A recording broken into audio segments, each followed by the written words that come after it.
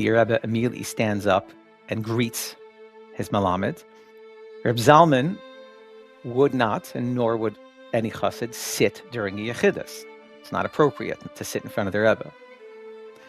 The Rebbe would not sit in front of his melamed. So they both stood. The yechidus went on for somewhere about 45 minutes, and they were standing the entire time. The name of this podcast is Among Chassidim.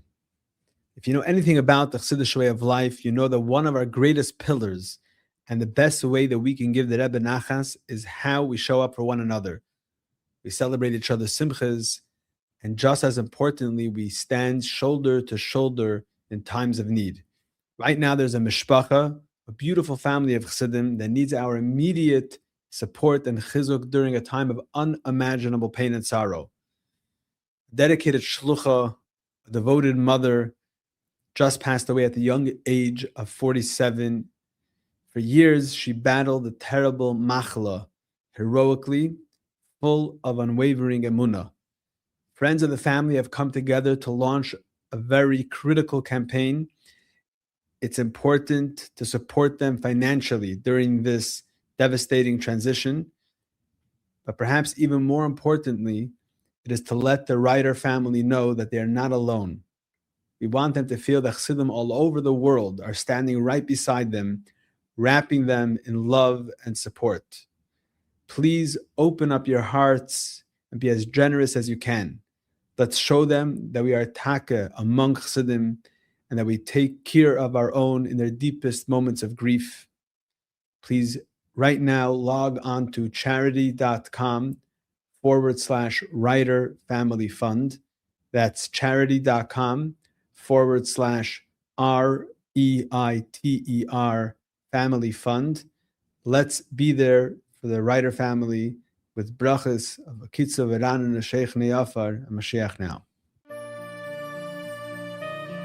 I'm Yossi Kamen. Welcome to Among Chassidim by Der Herr, an ongoing farbrengen about life as a chassid, our vibrant connection with the Rebbe, and inspired living shaped by the way he teaches us each and every day. Shalom Aleichem, Nuchie, how are you? Baruch Hashem, how are you, Yossi? It's great to be here. Baruch Hashem, thank you so much for being here. I'm very excited to talk. And the topic that I want to discuss with you is you have published a new book, and I'll allow you to tell us the title of the book. And in it, you discuss the entire history of, your name is Nuchie Schapiro, so of the Shapiro family, dynasty, whatever you want to call it. But it really has a lot more than just their story. It's a story of Lubavitch. It's a Lubavitcher mishpacha going way back. And there's a lot of rich history that's regarding that, your family, but regarding Lubavitch in general. And I'm very excited to hear about it. And my first question is, what was the inspiration for this? How did it begin? What was the process to get it done before we get into the content of the book itself? Oh, that's a great question. When somebody doesn't know something, you get highly motivated to figure it out. So actually, my lack of knowledge is what really propelled me to go seek it out, learn it, and ultimately publish it. So just to take you back a tiny bit, Bechlal, this is a little bit of a separate component, but Bechlal, I've always had an incredibly deep appreciation for Jewish history, Lubavitch history. I remember when I was really young, when Shmuel Kunda put out When Zaidi Was Young, it was wonderful. It was actually the first time that there was a relatable piece of history because it wasn't something from thousands or hundreds of years ago, and it mamish felt relatable. And I remember really, really enjoying that because I felt it was the first time that it was tangible. I'm sure all of your viewers and listeners know that we've heard hundreds of stories about the Kretschmer and the Poritz and the Balagola, and there's always a bandit and a dungeon. And it was a combination of lack of relatability, but also frightfulness. Like, oh my God, somebody again is about to get murdered. Someone's about to become homeless. I always had a lot of almost like stress because you don't really know what's going on. We're in this horrible, horrible prison, Eastern European world, which ironically is 100% true. And we go into it in the book that none of that was imagination. The point is that when I finally remember we're talking years ago. We're talking about, I don't know, the early 90s. So when Shmuel Kunda came out when Zaidi was young, it mamish felt, and I remember that being the first, like, okay, what did this do for me? It enabled me to have a sense of where we're from. Now, obviously, that was at a very young age. Fast forward, years later, I think it was my first or second day in base Medrash in Morristown. And you learned to Morristown as well, right? Yes. So perhaps things have changed because at the time, when you walk up to the third floor where the Zal is, right next to the Zal, there is a library, but right between there's a tiny closet. I remember passing by wondering, a minute, the Zal's to the right, the library's to the left. What's this mystery door? And I knock at the door, and it's probably once upon a time a janitor's closet. It's the tape library, which I can't imagine exists anymore. Anyway, in the tape library, I get the catalog and I start perusing, and I see there's a Rabbi Beryl Wine who has mamish a thorough A to Z on Jewish history, which I've never seen anything of that nature whatsoever. And I thoroughly enjoyed that. I was in Morristown for 2 years, so I slowly went through hundreds of Rabbi Wine's tapes. And then fortunately, when I went to Miami the next year, they also had it in their tape library. So again, a bit of an intro that I've always had a deep appreciation, because essentially it shapes where we are today. There's no consideration that what happened yesterday is of no concern to me, and obviously not just me as a person with appreciation for the past and how it shapes where we are today. That's bichlal, our people, and the way. Obviously, Torah is not a history book. Of course, that's obvious. I'm not saying that, but the way the past shapes us who we are today is obviously a big foundational part of Yiddishkeit. So I just wanted to give you that sort of like independent piece that I always had a deep appreciation for Jewish history, Bichlal, and Lubavitch history. Fine. So fast forward, and the fact that I didn't know anything about my family history is a little bit unique, because it's very common. You as a father and the listeners out there, parents tell their children. It's that pashut. You tell your children the stories of your parents and grandparents, and that's commonplace in the world. In my case, it was a tad different, because unfortunately, my father was nifter when I was extremely young, and we'll get into him a little bit later. But my father, there's a whole chapter in the book about your father, right? Or multiple chapters. Yeah, there's a whole section. Yeah. So my father, I guess I'll jump to the end, but we'll get more detailed later. But my father passed away when he was 41 years old, and I was. Your father is Rebbe Nuchie Schapiro, who was known to many as the principal of Al-Torah, right? That's what he's famous for in Crown Heights. That's right. He was the assistant principal in Al-Torah. Well, he originally started out first as a melamed, as a rebbe, and then he became the assistant principal. So by the time he passed away in Tafshin Nun, he was the assistant principal, and I was 6 years old. So you could imagine being 6 years old, what that's like. But as it pertains to this part of the discussion, there were no stories. It was a drastic void. I knew my Zayda, Reb Shapiro, was a very holy and special person. So I knew, he just knows certain things and pick up on certain things. I knew that my Elta Zayda, my namesake, Nuchie Schapiro, was incredible. And my other Elta Zayda, Reb Schneur Zalman Vilenkin, the Rebbe's childhood melamed. And so some of these things were extremely vague. And quite simply because the void was there.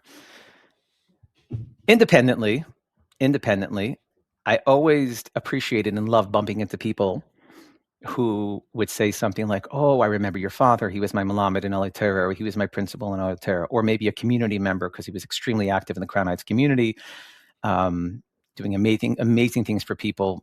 Stiller hate, making sure to retain their dignity.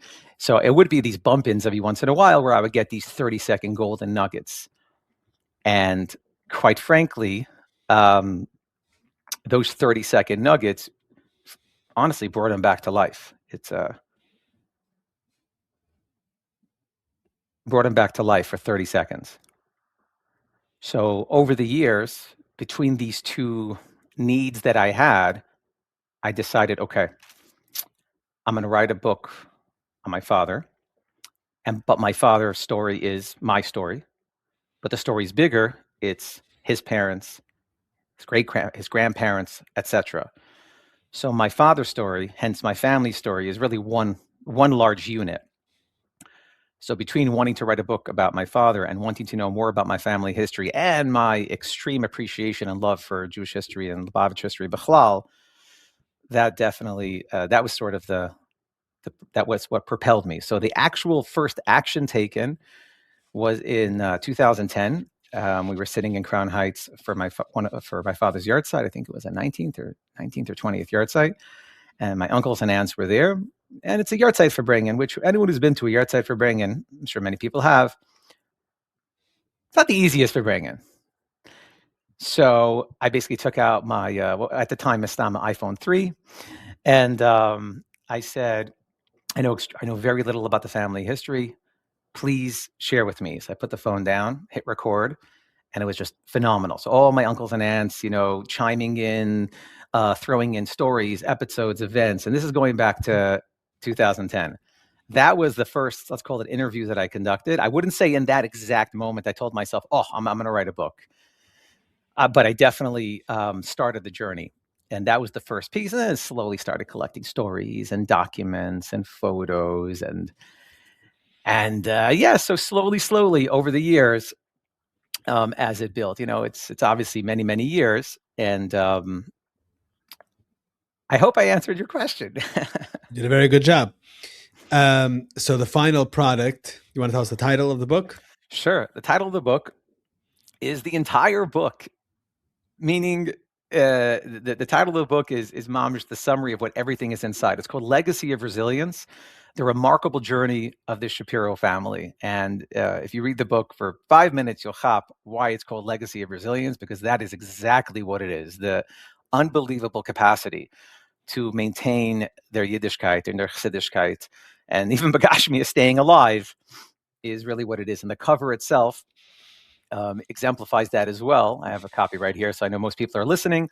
But basically, as you can see, it's a dark, foggy forest, but the brightness and the light of the Torah on the horizon is what was their guiding life, their guiding principle.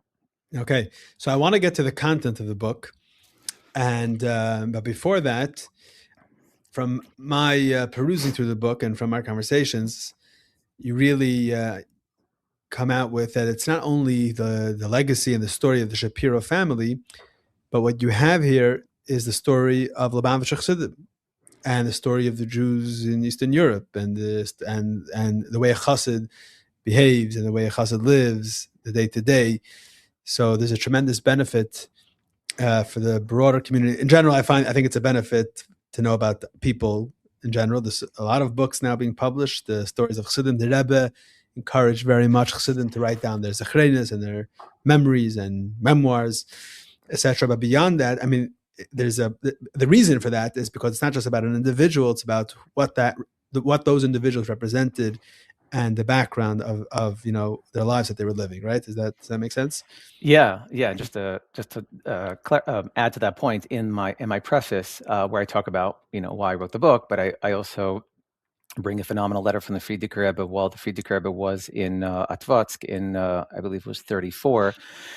Specifically, this is already back still when the Frierdiker Rebbe was still in Poland, specifying, and I have excerpts of that letter, how imperative it is to retell the stories of great Chassidim, let alone, we're not talking about, years later in the safety of America. We're still talking about in the 1930s, as you could imagine. Right. And yeah, absolutely. The book, the protagonist may be the Schapiro family. So it's about these individuals, but it's absolutely not solely about them. It is the story of Lubavitch of the last 100 years. It's basically the story of Lubavitch going from the mid 1800s pretty much to the present, or roughly to the year 2000. And while there are many, let's call it major characters, like I said, there's Reb Zalman Vilenkin, there is melamed, Rebbe Shapiro, and my father, and many, many, many, many other Chassidim. Because, and I'm kind of only materializing this later, because I have an incredible appreciation for Jewish history, it was imperative that the reader see the broader picture every step along the way. So if I'm going to talk about a town, a city, an event, a place, it's not just about this person and this is the train he took. I mean, it's that too, But what is going on for Yidden in the country at that time? I'll give you a tiny example that really is imperative to see how much broader this Lubavitch story than just and I'm not minimizing it. I'm very proud of it being a Shapiro family story, but it's not exclusively. Lamashal, I could imagine most of the viewers are familiar with the popular episode of The Great Escape, where many Lubavitcher Chassidim had the miraculous escape from Russia right after the war. I mean, I'll leave every detail. You could check it out in the book, but right after the war, there was a miraculous escape, and that ultimately ended up in a displaced persons camp, overwhelmingly in a camp called Pucking, which is in Germany, right over the border outside of Austria. Well, Pucking is the place. Pucking is the name of the city. Yeah, Pucking yeah. is the name of the city. It's about Be'erach, I think it's not terribly far from Munich. I mean, not walking distance, but that'd be the nearest major city would be Munich, but it's short. It's just over the Austrian border into Germany. When I write about that chapter, obviously, so the whole book is designed very comfortably. So you read the chapter, and then when the chapter is done, there's a tremendous amount of photos and documents that correspond to everything you just read. There's over 550 photos and documents in the book. I know a lot of people today, they're more into audiobook or like, I went to LA Tate, I'm not a big reader. I've heard it all. I've heard it all. But this is extremely user-friendly in that regard, because my main mission was that it should feel like an immersive experience. So the Mashal, that chapter on Pucking, you get an incredible feeling for everything, what it was like to, there's copies of like the cards you get. Like when you come in, you're a nobody. You don't even have documentation. You don't exist. So your registration card. What about your ksuba? You have to shred your ksuba to hide your Russian identity. Chas v'shalom, someone finds out you're Russian, you are in severe trouble. So they quickly had to run to the Rav, and you see the day of arrival was actually the next day, because I guess maybe they came in at 4 o'clock in the morning. And then they run straight to the Rav and get a ksuba de irkasa, and which are a replacement ksuba.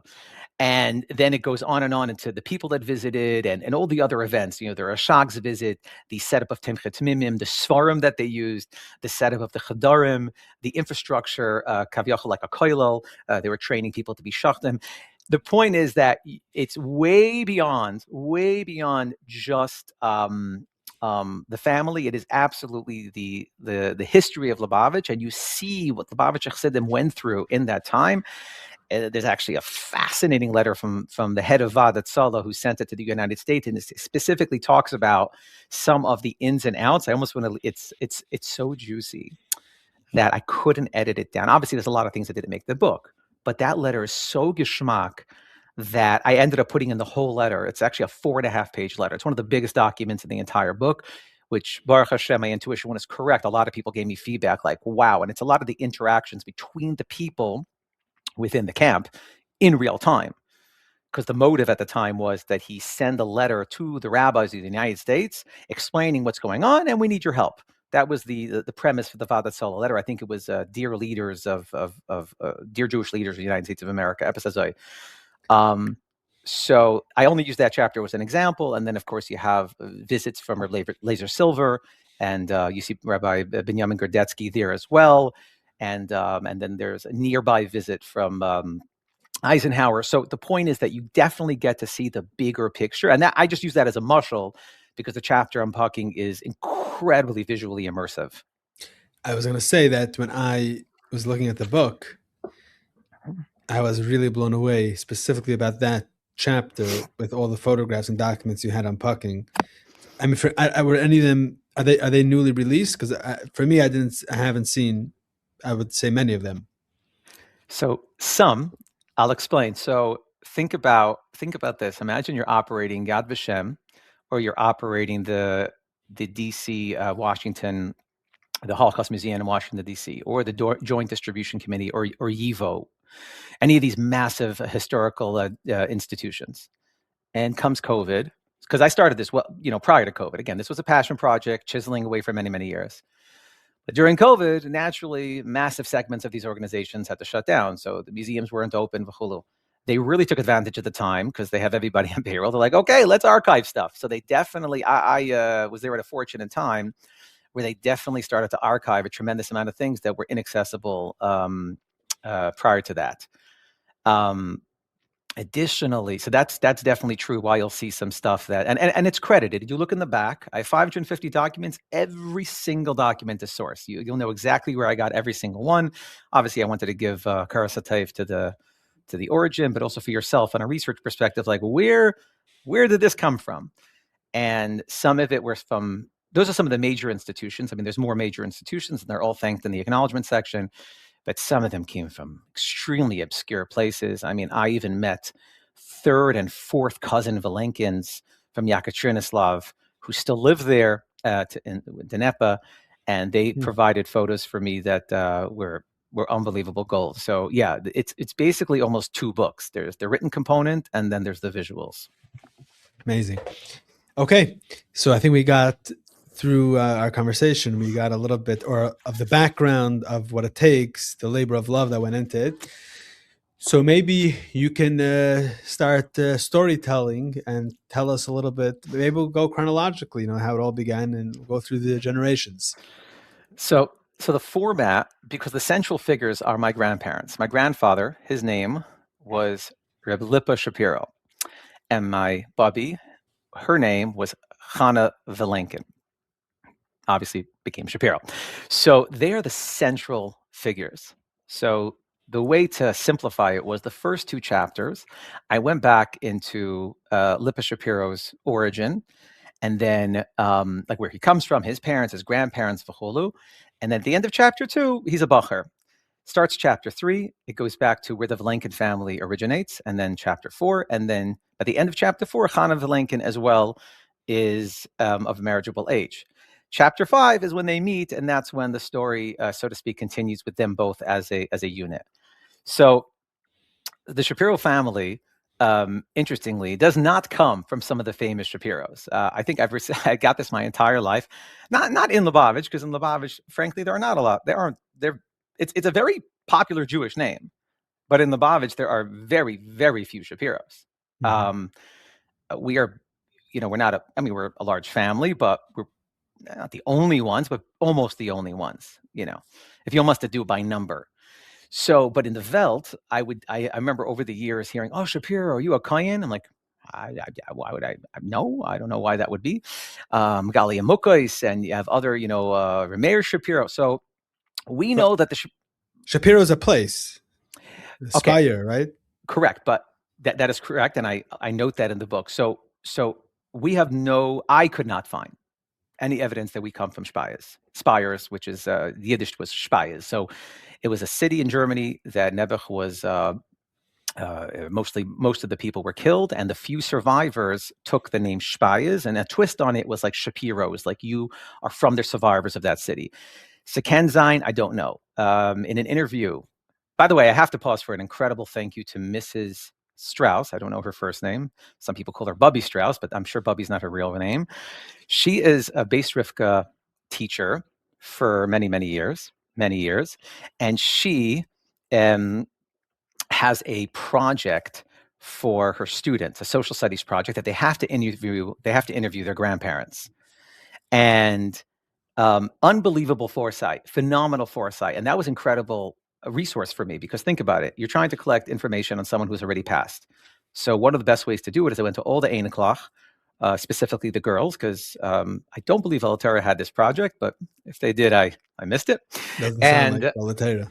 Right. Is that when they made the scrap? Everyone makes a scrapbook. Is that project? Correct. And it's very flexible. You're correct. So many make scrapbooks with photos and documents. I think I have a sister that was in Bishivka. I think I remember this project. It's golden. And Mrs. Strauss is mamish a genius, because when I was collecting information, and I got a lot from many, many sources, that was golden. So, and I thank all of my cousins who provided their projects to me, and they're all in the acknowledgement section. But that was unbelievable. So there's some people did it scrapbook style, like my wife still has hers from Beis Rivka from her family. Later on, the teachers did it in Q&A format, because what happened was you have a big sister, you reprint your big sister's project, and so they wanted it to be novel. So they switched it over the years from, a written essay to here's you have to submit a bunch of questions. I think one of the funniest ones, because I found one of my my Zayda's later interviews with a cousin. It actually, this part didn't make it into the book because I'll be honest, I know where to insert it because the interview, I used the material. I used the material and I just had nowhere to insert the following. So one of the questions were, what was the cost of Coca-Cola when you were a child? So my Zayda obviously had a field day with that one. Coca-Cola. If we're lucky, we had a potato. Because they had to, because every cousin was just sharing and recycling and no one was... But this is the part I'm clarifying why so A, massive akar satayf to her. So one of those interviews, one of the children said, one of the Einachlach said, where's the Shapiro name? How far does it go back? And my Zayda Lipa said, it goes back as far as I know. It goes back as far as I know. So meaning to say, we were always Shapiro. It's very common that people change their names, countries. It's extremely normative, shortened names, different names. In our case, to our knowledge, it's always been Shapiro, but not related to some of the famous Shapiros. So by Zayda Lipa was born in a town called Karlevich, or Kralevitz, but Karlevich was like the Yiddish way to pronounce it, which is kind of fun, by the way, because going through all of Russia, it's very beautiful to see, and it's also very insightful how Yidden always had their own nicknames to their towns. So I I laughed at this later to myself when people say Kronheitz, and I thought, you know what? Glad that's the way it was. Right. It was always like that. It's not only that, Jews had their own geography in general. Right. If you're from Lita, what's Lita? By the time that they were saying that, it might have been Poland, it might have been this, might have been that, but Jews had their own geography also. Right. We lived in our own universe, safety-wise. Marshall Lemberg. It wasn't Lemberg anymore, but Lemberg because it was originally German-sounding, which is obviously close to Yiddish. So the Yidden always called it Lemberg, even after it switched to Lvov, which is the border city between the Soviet Union and Poland, which we'll get to later. So Zayda Lipa was born in Karlevich. His father, Nachum, who's my namesake as well, was also born there. His father was Yehuda Leib, came originally from Minsk. He was not a Lubavitcher. His mechutin, Heisha Dubrovsky, brought him close to Lubavitch.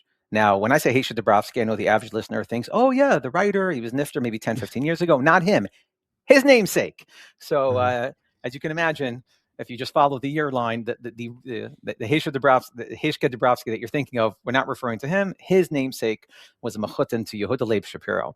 And they moved to Karlevich. And he, I guess you could say, sort of became close to Lubavitch.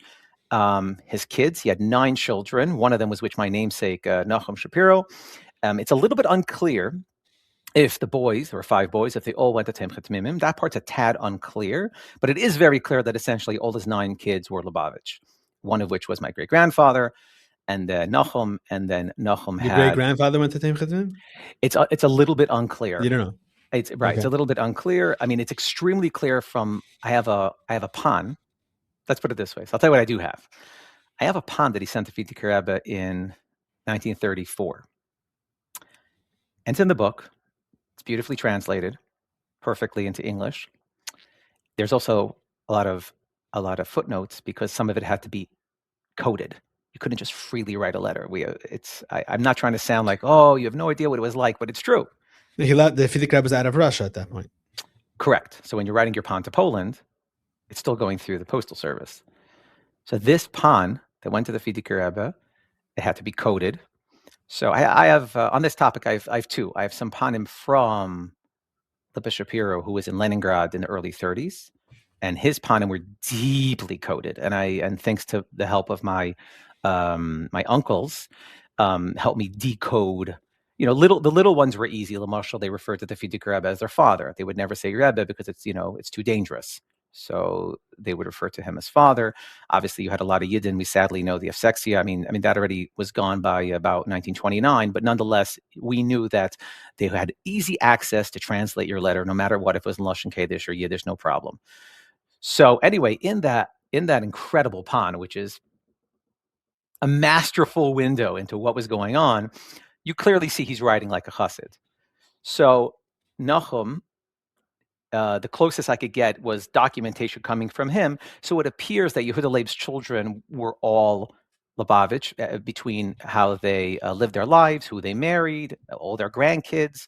So it's just a little bit hard to tell because I wasn't there. So I'm just going to feed off the documentation. So Nahum's letter included a lot of beautiful things. One thing was very notable.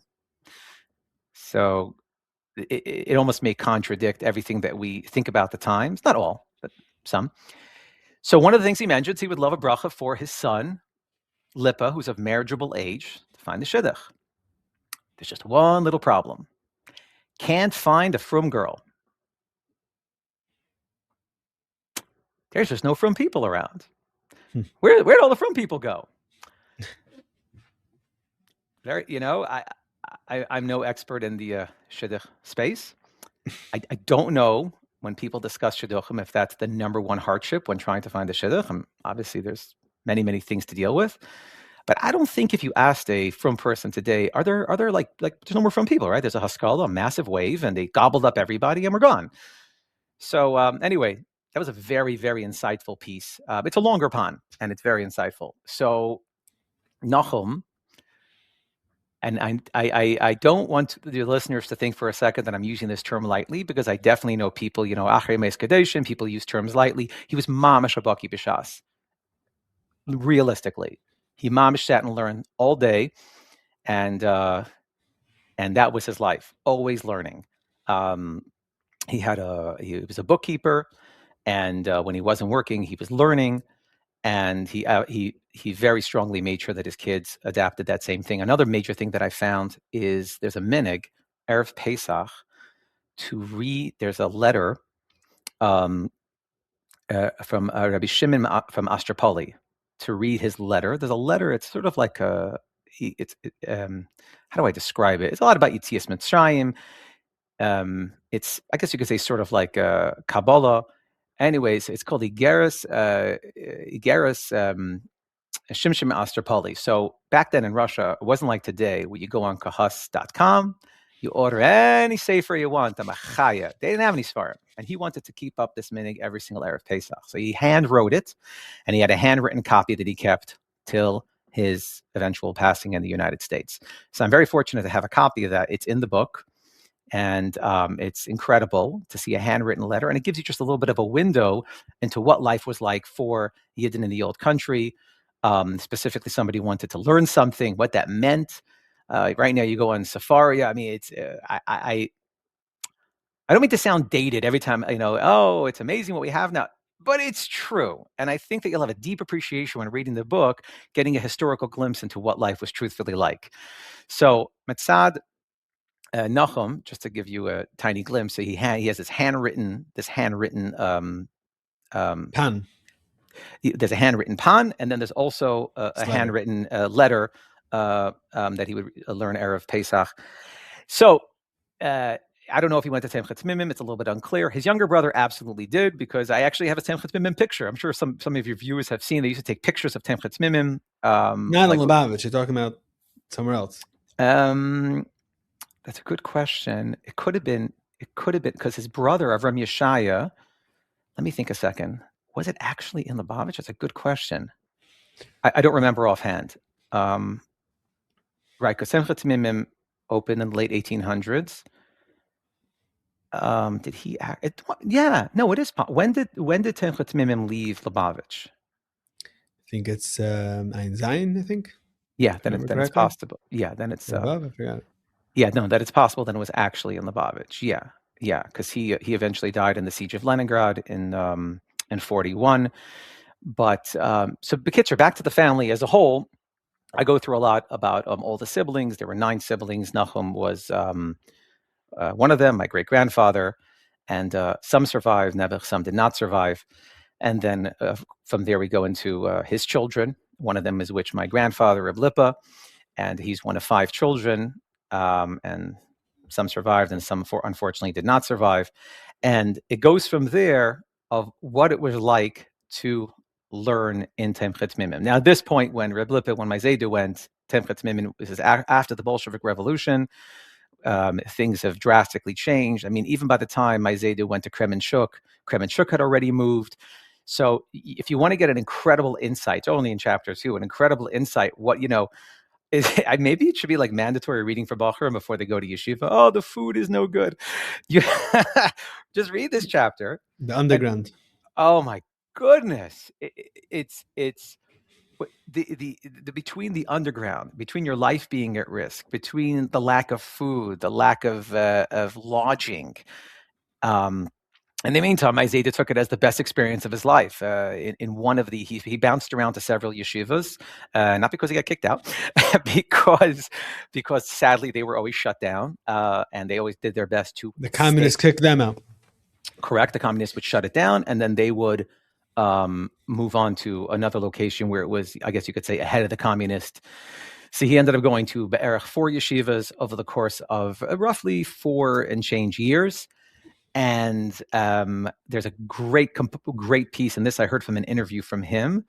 At this point, I want to definitely thank my cousin Nuchie Schapiro, who, as a bacher in Mesivta, so imagine he's in Shir Aleph Mesivta, he's 14 years old. He sat down with my Zayda many, many years ago, and over the course of a year, 6 hours of recording. That was incredible, which was one of the pieces of material that I used of the book. It was on a cassette, poor quality, in Yiddish, of course, and my Zayda was later on in life. So that was tough extrapolation, extremely tough, probably one of the toughest parts of this entire project.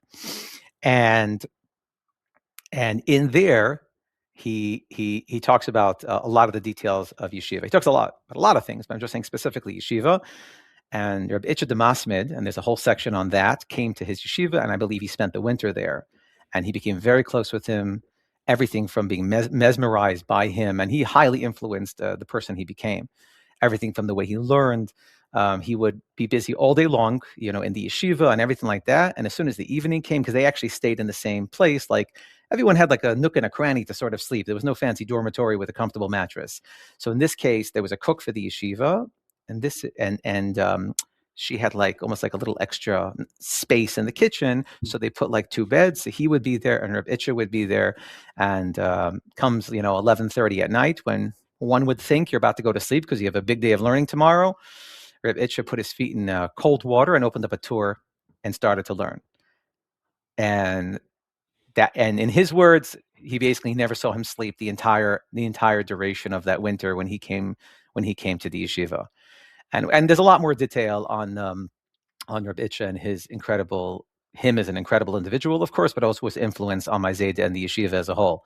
So there's a lot on the underground yeshiva, which I know it's not an easy fix to say Bachurim learned this prior to day one, but I think it's extremely insightful, because a lot of the stuff, at least personally, if I read something or read a story or something, it's still vague. Pardon me for like drawing back to one of my original statements about the puddets and the kretschma. Like, it's just a little bit vague. I don't actually understand what's flying. You're telling me like a dot on a big screen. I don't actually know what's going on. So anyway, this chapter 2, about what his yeshiva life was like running around, will tell you the story of Lubavitch, of what it meant to be in Russia at that time period in the 20s, running around to yeshivas, and 20s and 30s. And particularly in English, by the way, I just want to comment quickly. There's a lot of incredible English material, but I have found in my research that there's not a tremendous amount in English on these time periods. So Stam, just noting that if someone is interested in something English in that time period, I think this would suit them. Okay. And your grandfather at this time, did he see the Frierdiker Rebbe at all, or no? At this point, I don't get the impression. See, this is one of the toughest parts, is because I did it after he had passed. The impression I got, and I'm probably going to get a phone call afterwards, how did you not know? I did so much research over the course of all these many, many years. Again, I started this, we're talking about 16 years ago. I don't get the impression that he met the Frierdiker Rebbe. I don't have anything to say that he did. He lived in Karlevich. Then he left Karlevich to go to the yeshivas. And then eventually he came back to Karlevich. And then he migrated to Leningrad, which a lot of Chassidim went to Leningrad. This is after the Frierdiker Rebbe had already left. He didn't come to Leningrad until like the early 30s. So the Frierdiker Rebbe, he came to Leningrad after the Frierdiker Rebbe was no longer there. And then from Leningrad, he was there for a while. Whatever, he was there for several years. Ultimately, got married. So when he got married, which I guess we'll get into in a second, he got married, spent some time in his wife's hometown, and then came back to Leningrad. So the point is, I have no documentation to state that he ever actually met the Frierdiker Rebbe in person. They were never in the same place at the same time. I do have correspondence. I have panim that he sent the Frierdiker Rebbe, and of course later I have letters that he received from the Frierdiker Rebbe. But that's of course out when they finally got out of Russia. So no, I don't believe they ever met in person. Ever. Okay. Yep. So I want to hear. Let's hear about their marriage, and then let's hear about your grandmother and her father, the Rebbe's melamed. Let's go down that route. Sure. So now you have this man, Reb Shapiro, who, after going through Temchet Mimim, he came back to Karlevich. He had the incredible privilege of learning with his uncle, whose nickname was Feter Rav. This was Rabbi Mendel Dubrovsky, Mamash Agoin, and he's talked about in the book a lot. The 10-second version is that he actually was the Rosh Hashiva and Temchet Mimim for a period of time. Anyway, you can read about him there. But the point is, now you have Reb Lipa, who is well educated in Temchet Mimim, and then had a chavrsa with his uncle, Rabbi Mendel Dubrovsky, and then moved on to Leningrad. In Leningrad, he started working, and there was, just before his arrival, there was an establishment of, let's call it a half-day yeshiva. It was called Tiferes Bachurim. And the Frierdiker Rebbe was extremely proud about it. And there's a lot of people involved, and sadly a lot of tragedy involved because of the Russians. But we'll get to that shortly. But the short version is that he was very involved in Temchet Mimim, in Tiferes Bachurim, and he was a Maggid Shir there, which was a massive ordeal. It was all done in secret. So now you have a single individual, and he's there. His cousin. He has a cousin by the name of Meir Dubrovsky, right? I mentioned a moment ago his uncle is Mendel Dubrovsky, so his son marries a girl by the name of Dina Vilenkin, the daughter of Reb Schneur Zalman Vilenkin. So his cousin made the shidduch. He's like, my wife is a sister, and you're my cousin. I think that would be great. And sure enough, he was right. So Reb Shapiro gets married in a backyard on a Friday afternoon in Yekaterinoslav to Chana Vilenkin, the daughter of Reb Schneur Zalman Vilenkin, who was the Rebbe's childhood melamed. Now, who is he? Probably the most not secret, I don't want it to sound suspicious secret, I mean most unknown story, because he is a beyond fascinating individual. Nothing's ever been published on him, and I guess it's my duty as his great-grandson to do so, right? Who else is going to do it? There have been many articles, don't get me wrong, there have been articles, there have been beautiful churas. A tremendous amount of help came from my cousin, who's his namesake, Reb Schneur Zalman Vilenkin, who for his wedding did an incredible chura in Lashon Kodesh with a lot of interviews. And thankfully to him, this was in the late 90s, so a lot of people are still alive. And he was an incredible help. But the point is that there's never been written any book on him. He comes from a town, Padre Branca. So half the audience is, Padre Branca. Of course I know Padre Branca. Padre Branca is like a household name. Padre Branca is a city in Belarus. Is it a border Belarus? I mean, it's in the book, but I memorize every dia. It is right, either bordered Belarus or it's in Belarus. It was a very, very holy town. Actually, their Marash said a mimer there because there was a chasana that he came for. But the point is, it was an extremely holy town, and he was born in 1878, about a month after Reb Leivik. After or before, pardon me, but within a month. They were both born within a month. His father. Correct. Oh, yes. Reb Leivik, thank you. Reb Leivik, the Rebbe's father.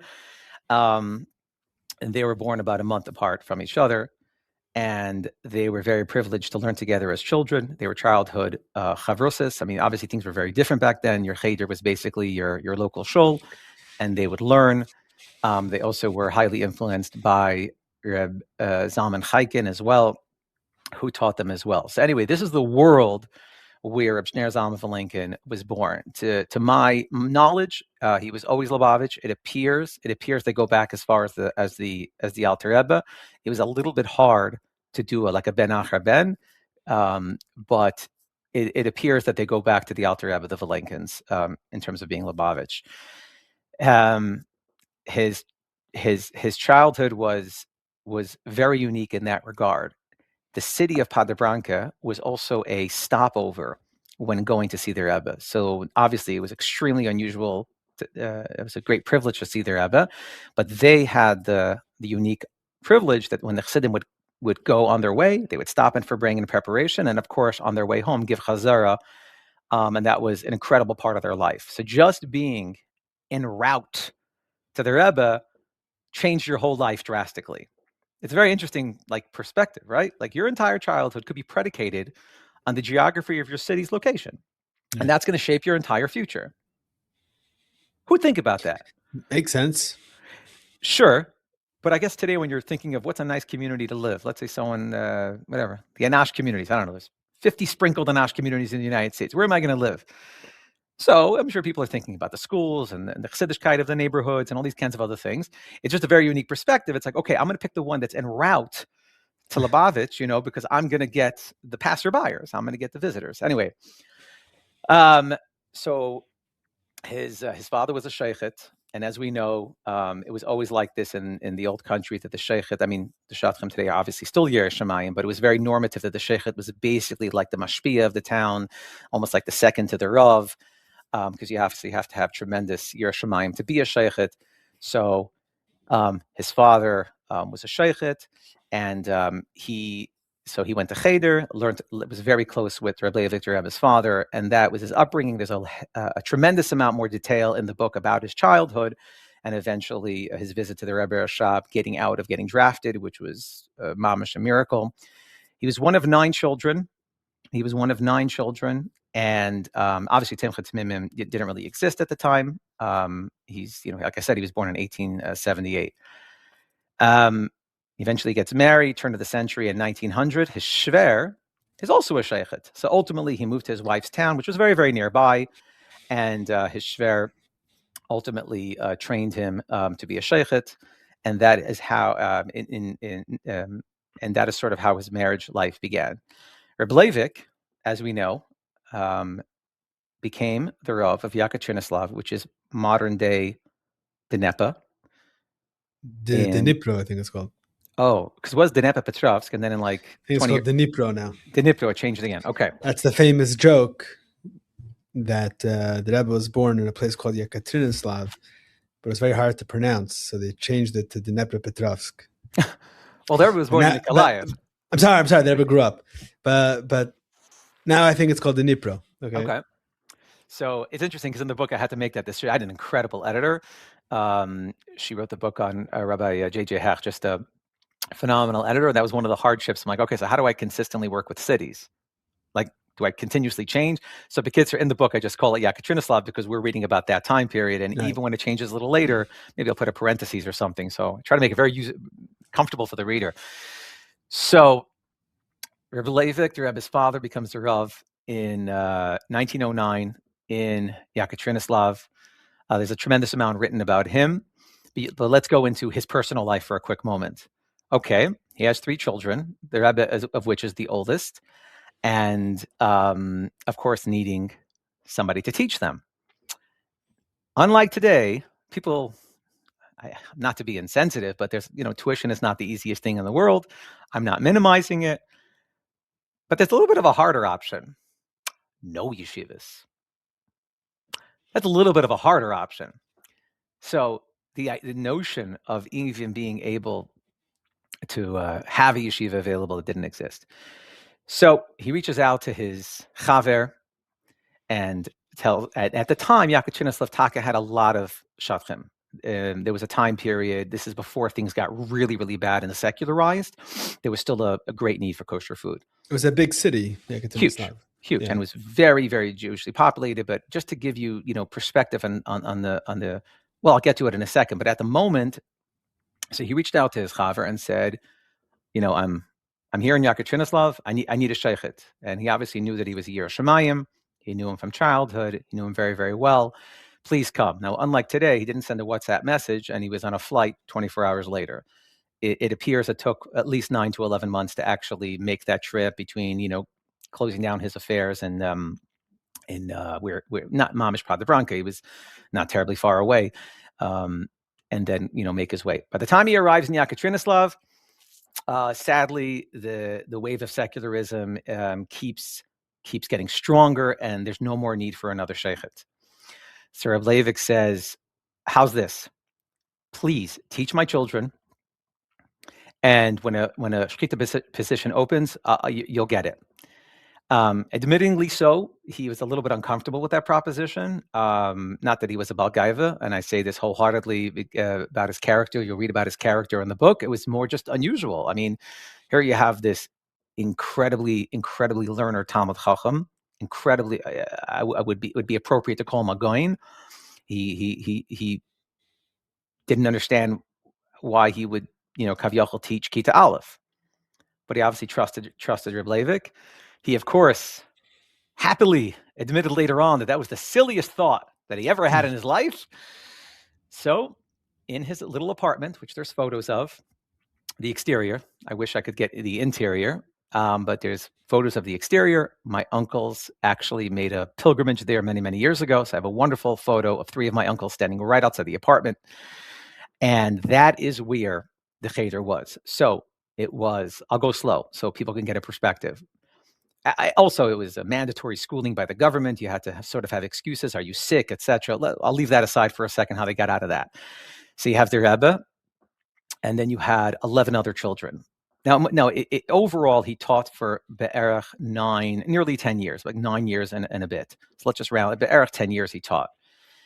Let's focus for a second at the beginning. So the Rebbe was the oldest. The other 2, the Rebbe's brothers, were much too young. But Rebbe Tzadchana obviously knew that them sitting in a cheder, even though being much too young, would be a much better influence than them sort of staying at home and doing nothing.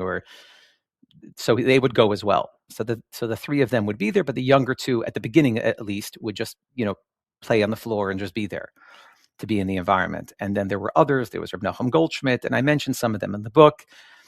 And additionally, Rabbi Elkanah Shmutkin and Rabbi Abelender wrote a phenomenal book called Early Years, and they go into a lot of detail as well about some of the Rebbe's classmates and those details.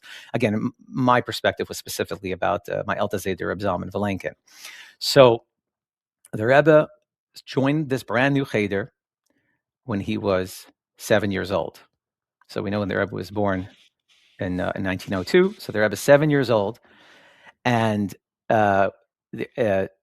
Reb Zalman immediately realized that the Rebbe is the Rebbe, to put it mildly. They were one time learning, and some of these stories, it's not like Derech Eretz, he wouldn't always disclose. Sort of felt like it's more honorable to respect the Rebbe's privacy. But over the years, he would disclose certain things about his experiences, and thankfully, with enough collection from so many people over the years, able to get some clarity on what that cheder was like. So basically, the Rebbe. One thing that he mentioned, so the Rebbe would learn with Reb Zalman one-on-one. It was very clear that the Rebbe was obviously ahead of the class, and he talked about how the Rebbe's mind was incredibly unusual. So he would learn with the Rebbe privately, then learn with the other children while the Rebbe did Chazara, and it was almost like a flip-flop because the Rebbe was in a drastically different universe. They were learning Gemara at one point. So we're talking from basic, from entry level. And it's mentioned in the book in other locations that the Rebbe says what they learn. So he says, the Rebbe says that Reb Zalman taught me Chumash and Rashi and Gemara, and probably the most powerful statement, he put me on my feet. That's almost become a... This is something that the Rebbe said after he passed away. Yes. And the exact episode was very beautiful, where Rabbi Dr. Nissen Mendel, whose daughter is my aunt, so whose daughter married my uncle Shalom Ber, and so when Shalom Ber and Frida had a son, Rabbi Mendel was there and mentioned to the Rebbe that he was just blessed with a grandson, and they named him Schneur Zalman after the Zayda. Well, after the babies, Elta Zayda. And that's when the Rebbe shared a lot of detail, but particularly that, and it's all in the book, but particularly that statement that he put me on my feet and elaborated what they learned together. And we recently published an article about your great grandfather, which we relied on the book for a lot of the information. So that's how we ended off the article. What the Rebbe said about him at Mirgestalt of Tefis. And then the Rebbe said that this new child should go in his ways, follow in his footsteps. Exactly. And that article, I don't know how. So the Hair magazine is absolutely unbelievable. I know you're not the one being interviewed, but it's unbelievable. It's mamish unbelievable on many levels. And people talk about it in first person like it's an important part of many, many people's lives. That article, I've had so many discussions with so many people about. Again, it was such an incredible insight into something that I think some people were less aware of. And it's I encourage listeners to go on the archives. You can find it on their Hair website. It's very easy to find. And it's an incredible article. It's obviously a shorter. The book has way more detail. But that is how the Rebbe described his experiences in Reb Zalman's Cheder, that the Rebbe started from Chumash, Rashi, into Gemara. They would be learning together, and the Rebbe, Reb Zalman would skip over a complex taisvis, and the Rebbe would say, no, can't skip even one taisvis. Just, that's one of the things he said, unbelievable. The Rebbe would ask such incredible questions that it was more, it's not pshat. Sure, there were definitely questions he couldn't even answer. That's almost like half the amazement, that you have a child asking questions to a goyin and he couldn't answer the question. The bigger amazement was you don't expect these words to exit a child. That's the part that's even, it blows you away. That it's almost like, imagine one day when you wake up in the morning and all of a sudden your 5-year-old speaks fluent Chinese. It blows you away. Like, what just happened over here? It doesn't make any sense. So now you can understand why the Rebbe would have to learn privately with Reb Zalman. And this happened for 4.5 years, which is absolutely tremendous. That this is the Rebbe's entire childhood education. And this is, frankly, the only formal melamed that the Rebbe ever had. Obviously, we know about a tremendous amount of this correspondence with the Rogatchover. Of course, the Rebbe learns with Reb Leivik as well. But in terms of let's call it a melamed, this is it. This is where it all started. And how do you think it ended? It ended exactly as you could imagine. Reb Zalman turns to Reb Leivik and says, "We're done. Shas, Yerushalmi, Bavli, Paskim. I have nothing else to teach him." And this is at 11.5. It's obvious to our listeners that, yeah, that makes perfect sense. But I'm just nonetheless telling you the story. And that is how that segment. Now, at the time, Reb Zalman's Cheder continued because the brothers have aged. The Rebbe's two brothers, Yisrael Ayaleib and Beryl, they have aged, and now they're part of the Cheder. And there's also beautiful stories how they would perk up as very, very young children, commenting on what's going on in the class, even though originally they were just tiny kids, just being in the Avir of Torah, one would think not even participating. Ultimately, Reb Zalman taught until the youngest child of Reb Leivik was close to bar mitzvah, around 12-ish, where at that age, the Cheder sort of dismantled, and then he went back to Shchita. There's a lot more about his life in general as an individual and how he raised his children and the Mesiras Nefesh of the time in Yekaterino's love. So maybe close off just in short, going through what happened to him, how he came to America, and also when he met the Rebbe here. Sure. And, I think he lived in Cleveland. Just let's do a little. Let's do it in short. Just finish off that chapter of the Reb Zalman Vilenkin. Sure. So Reb Zalman, like I said, and the Rebbe stopped learning together. My grandmother, Chana Vilenkin, so if anyone's familiar with Gem, has a phenomenal series. It's called Early Years. She's the first interview. She's the very first interview. And she was obviously very young, but she does have recollections already. The Rebbe being older as a bacher, coming over and borrowing svarim. Reb Zalman had a tremendous amount of svarim, and so the Rebbe finished with the cheder, but still continued to live with his family in Yekaterinoslav. Fast forward, the Yekaterinoslav, so Reb Leivik, as we know, eventually had to leave Yekaterinoslav. It's I guess a polite way to put it. He was in prison. Yeah. Right. Exiled. Exiled. And then around that same time, the war broke out, and then everybody fled. So you have Reb Zalman along with his family. At that point, his first wife passed away, so he got remarried, and so I'll give you the short version. Basically, from Yekaterinoslav, he fled. I'm definitely summarizing it, but there's a lot of good detail in the book, and I'm sure the readers will have a real appreciation for what it means in middle of the war to have no money, to have no food. Your grandparents were with them? So interestingly, this is a whole nother episode, but I won't elaborate. But the 10-second version is that June of 1941 is when Russia entered World War II. But prior to that, there was a treaty. So two Rishayim made a treaty. I don't mess with you, and you don't mess with me. So Hitler and Stalin, the Nazis and the Russians, right? So imagine Hitler and Stalin. Yeah, two Rishayim made a deal. And unfortunately, and then that deal blew up. So basically, by the time June of 1941, what happened was Lipa was living with his wife Chana in Yekaterinoslav, but that at that moment she went to visit her father in Yekaterinoslav. Excuse me, they were living in Leningrad, 1,000 miles away in Yekaterinoslav. She went to visit. While she was on that visit, is when the war broke out. So now Lipa the Nazis invaded Russia. Correct. So now you have Lipa and Chana are 1,000 miles apart, no communication. The war breaks out, and it's really just so otherworldly. Ultimately, they had any kids yet? They did have, at that point, they had one kid who Nebuch did not survive, and who did not survive. They actually had a second kid later, unfortunately, who also didn't survive. So my oldest uncle is actually the third child. Mm-hmm. Should live and be well. So now you have Reb Zalman with his visiting daughter, actually two visiting daughters. It was the same thing. Like they both came to visit. They each had a baby. So two of his daughters came to visit. He has sons as well who are mentioned in the book. They were off in yeshiva. But what's going on in Yekaterinoslav? It's him, his wife, his two daughters, and each one of them have their baby. They came for a visit. The war breaks out, and they need to leave.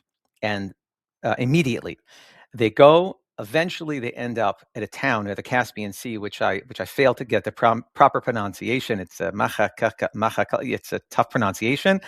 And he was there for a shtickle of time with a lot of other refugees. And I have details in the book about how he was an incredible mashpia to the refugees, ultimately making it to Tashkent, which is in, for those that don't know, which is in Uzbekistan.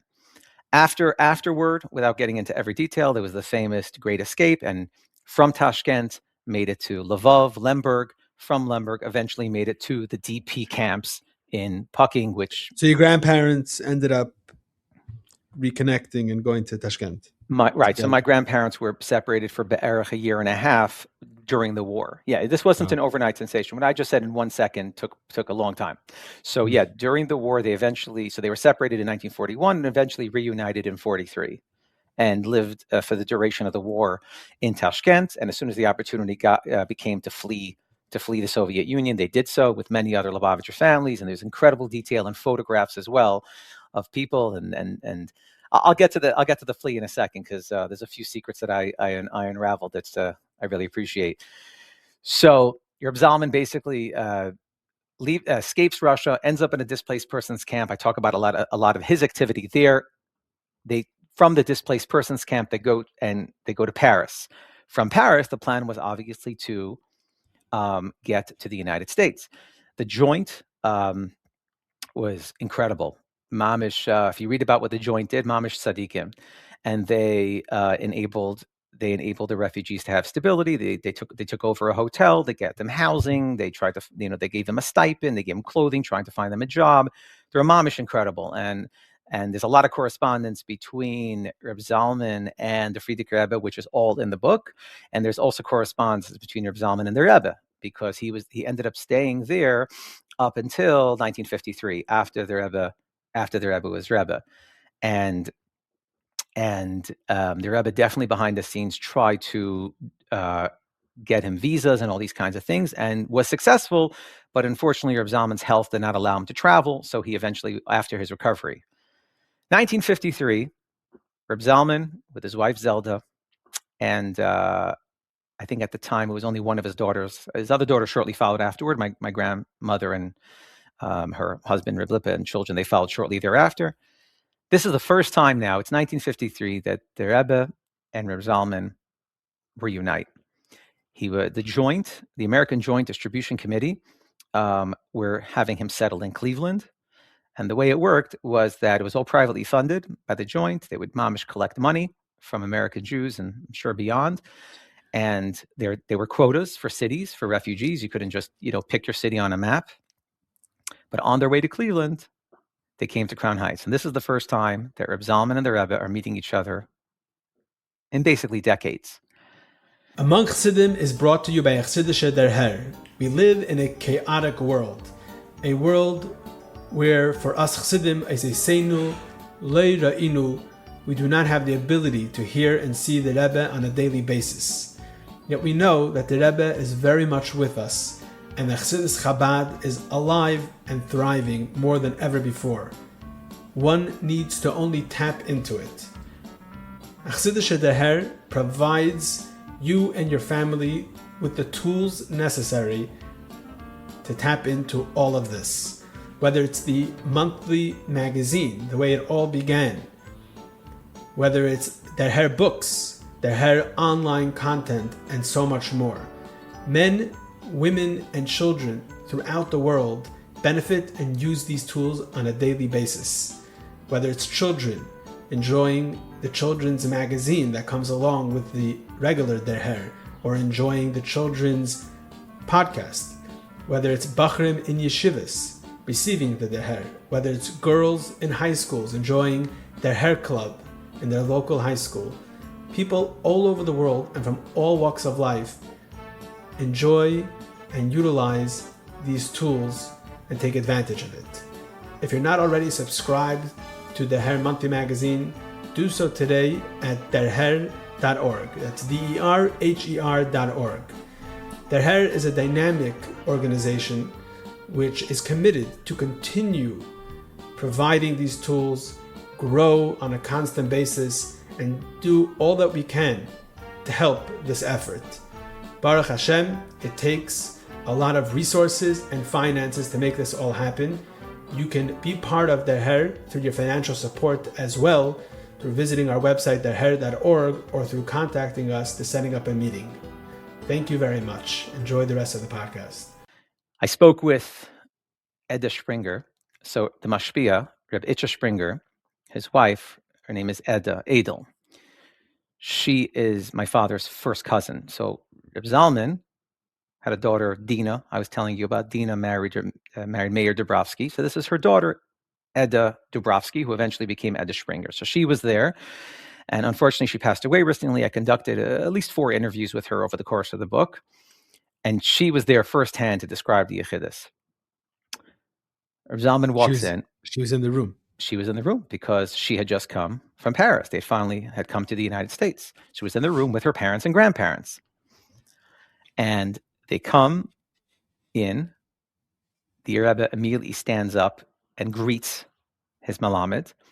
Reb Zalman is elderly. Like I even said, his health wasn't great, because that's one of the reasons why he couldn't leave Paris sooner, even though he had all the proper documentation.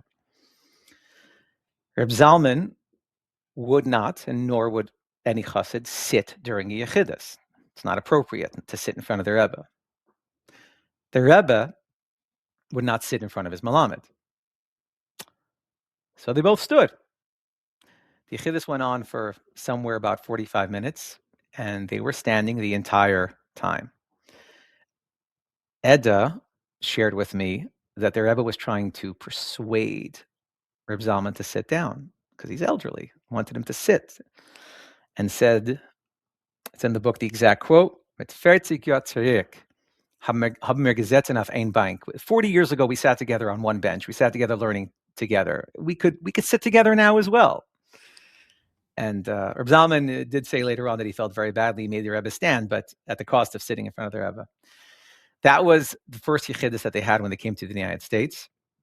Chassidim were obviously right outside and eager to hear all the details of how that went. He then went on to Cleveland. Tremendous correspondence in the book, a lot of letters from the Rebbe about everything going on in Cleveland, everything from his shiurim to his farbrengens, which communities he's living in, because he started off in one community and then the Jewish community moved. So he went to, let's call it, the newer Jewish community. He had a lot of shiurim with the Bachrim and Telz, the famous Telz yeshiva that was sadly destroyed in Lithuania, was reestablished right after the war in Cleveland. So Reb Zalman the Bachrim would come over to his home and they would farbring and have shiurim. And so there's a tremendous amount of incredible correspondence, which really gives you a real insight. Fast forward a couple of years, Reb Zalman really wants to move to Crown Heights, be closer to the Rebbe, be closer to his children, obviously his, able to get there as well. So, and there's a lot of details about that move, but I'll try to fast forward a little bit. So now he's about to come back to Crown Heights. This is approximately 1960. And there's a second Yechidus, right? Because now he's back in Crown Heights. However, he wasn't as strong as he was the first time, physically. So he comes into the Yechidus. My uncle Shalom Ber was holding him, physically holding his arm. My uncle Shalom Ber told me, he was obviously extremely nervous standing in front of the Rebbe with his Zayda. And the Rebbe even told him to, hold him better because he was so nervous. He was a tiny bit, wobbly. And my uncle felt badly about that, but I assured him that he didn't do anything wrong. So in that Yechidus, he had no choice, and he profusely apologized to the Rebbe and said, I really need to sit. I wish I could. In general, he was in a wheelchair, right, at that point? I don't believe at that point he was in a wheelchair, but he definitely was not able to comfortably walk or stand for long periods. Right. So he said, it could be, but I don't believe so. No, because otherwise they probably would have willed him into the Yechidus. Well, he was later, yeah, okay. Yeah. So he apologizes and sits down, and they have their second Yechidus. And now he's living in Crown Heights on Lincoln Place, very close by. And because he wasn't extremely healthy, it was challenging for him to come to the farbrengens. So this is what he would do. This was his strategy. He would either come before this way, because it takes him a long time to get to his seat. He wasn't well. And therefore, the farbrengen would start. The trouble is, he couldn't sit the entire farbrengen because he couldn't physically sit, for a very long time. The Rebbe would put him very prominently right behind him, sort of like by the dais. And the Rebbe would give him l'chaim and give him a piece of cake, but he wasn't able to stay the entire time.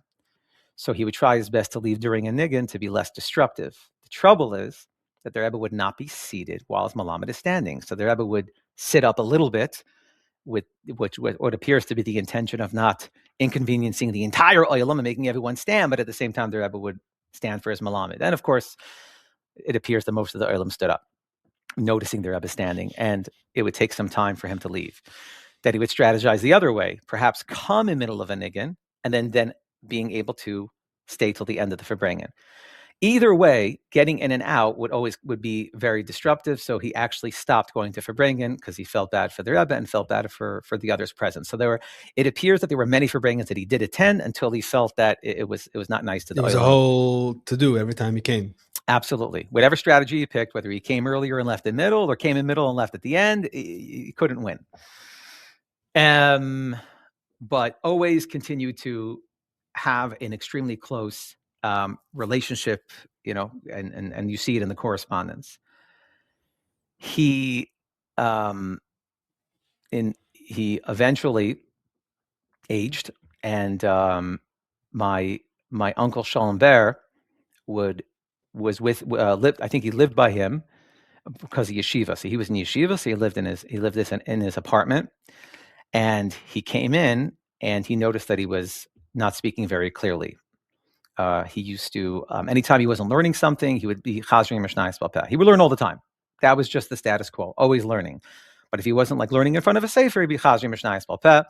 I remember my uncle Abel once said when he was there as well that sometimes it was hard almost to like say shalom aleichem again, be put into perspective a child, because he would say, okay, great, grab a mishnayos, make sure I don't make any mistakes. So now you were kaviyachol stuck, making sure that you're following along, that he anyway, in a nutshell, he had a stroke, and Dr. Zellickson was involved, and the Rebbe intervened and actually got him some matzah, because matzah is a food of healing, and again, a lot of these details about from his stroke and how incredibly involved. I mean, one thing I took away from that whole piece, it's just very interesting. I didn't put it in the book. I mean, the incredible derech eretz that the Rebbe had for his childhood melamed. I will say that if I visit Crown Heights and I pass by, my melamed from 4th grade, of course I'll say shalom aleichem. I will. I mean, you gotta have derech eretz. But this is unbelievable. I mean, this is like, oh yeah, that was my Kita Ches, my Kita Vav teacher, whatever. We could learn a lot from the way the Rebbe treated Reb Zalman Vilenkin. Literally how somebody treats their melamed 40 years later. Yeah. So the Rebbe was very involved in that entire time period, about being in touch with Dr. Zellickson about his health status.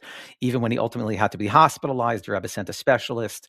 And my Aunt Razel, when she was there visiting her Zayda, remembers that the doctors were all up in a buzz about, wow, there's this tremendous, prominent doctor that came to visit this, this patient. No one really understood the nature of it, but the Rebbe was very involved in his care until he ultimately passed away.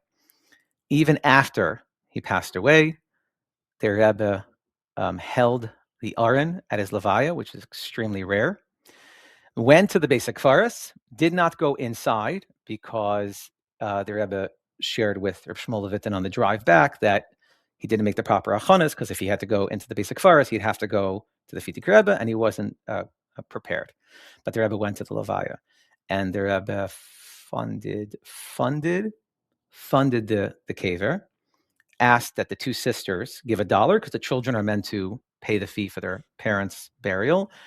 So again, there were 4 children, but 2 of the boys were unfortunately stuck back in Russia, and the 2 girls were in Crown Heights. I'm sorry, in the United States, not in Crown Heights. Well, one was in Crown Heights, one was in Cleveland.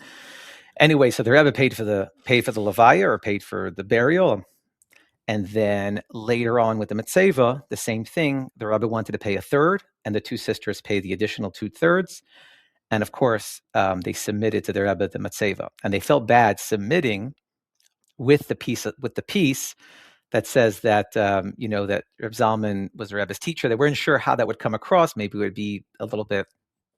They just felt it wasn't the best idea. When the Rebbe looked at the first draft of the Matzeva, said, "Why doesn't it say that he taught Yiddish kinder?" Mm-hmm. And I'm a witness. I was there. Mm-hmm. So the Rebbe changed it and inserted that, and you could see. And there's a photo. Obviously, it's written about in the book, but more specifically, there's a photo in there of Reb Zalman's kever, and you could see what I'm referring to. What the Rebbe added that he learned with Jewish children, with the Rebbe's name, etc. So that is on the his Rebbe added mitzvah. That part, but the Rebbe added his name though, or just the Rebbe added the part that not only did he teach, but he had the schus to teach the Rebbe, meaning him. Okay. Yeah, and it's obviously, and it's right there in his mitzvah. I don't live in Crown Heights, so I would during the process, every time I would go to the oil, I'd try to get another picture, and what if it's middle of the night? I was trying to get a good picture. Ultimately, the best picture was like a shmaka picture in the snow, and that's the one that ended up in the book, with like a snow streaking down. And he's buried right near the oil. 4 kvarim, yeah. If instead of making a left directly into the oil, the first kever, as we know, is the Rashag. 3 or 4 more Matzevis kvarim over is where Reb Schneur Zalman Vilenkin, the Rebbe's melamed, is buried. And ultimately, he lived a long life. He was born in 1878 and passed away in 1963, 64. It's in the book accurately, 63 or 60. He lived well into his 80s, and he's just an incredible individual. I mean, I barely scraped the surface on who he was, what his life was about, his impact on people, on communities. But I hope that the listeners got an idea in terms of who this great person was, and in the Rebbe's own words, how he influenced the Rebbe, and of course, the tremendous Gestellt auf the der Rebbe had Fies. for him. Yeah.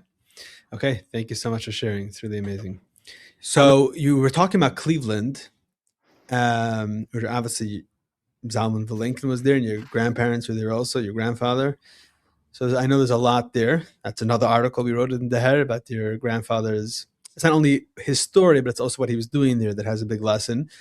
So I want to hear about that. But before that, maybe just you mentioned in passing that you have some new things about the Great Escape. So maybe I want to hear about Cleveland. Maybe just talk about the Great Escape and your contribution to that story. Sure. In the book, and then we'll talk about Cleveland. So I believe I read almost anything I could get my hands on in regard to the Great Escape in English. There's an article in the Her about that as well. Very well done. Extremely well done, and fantastic citations.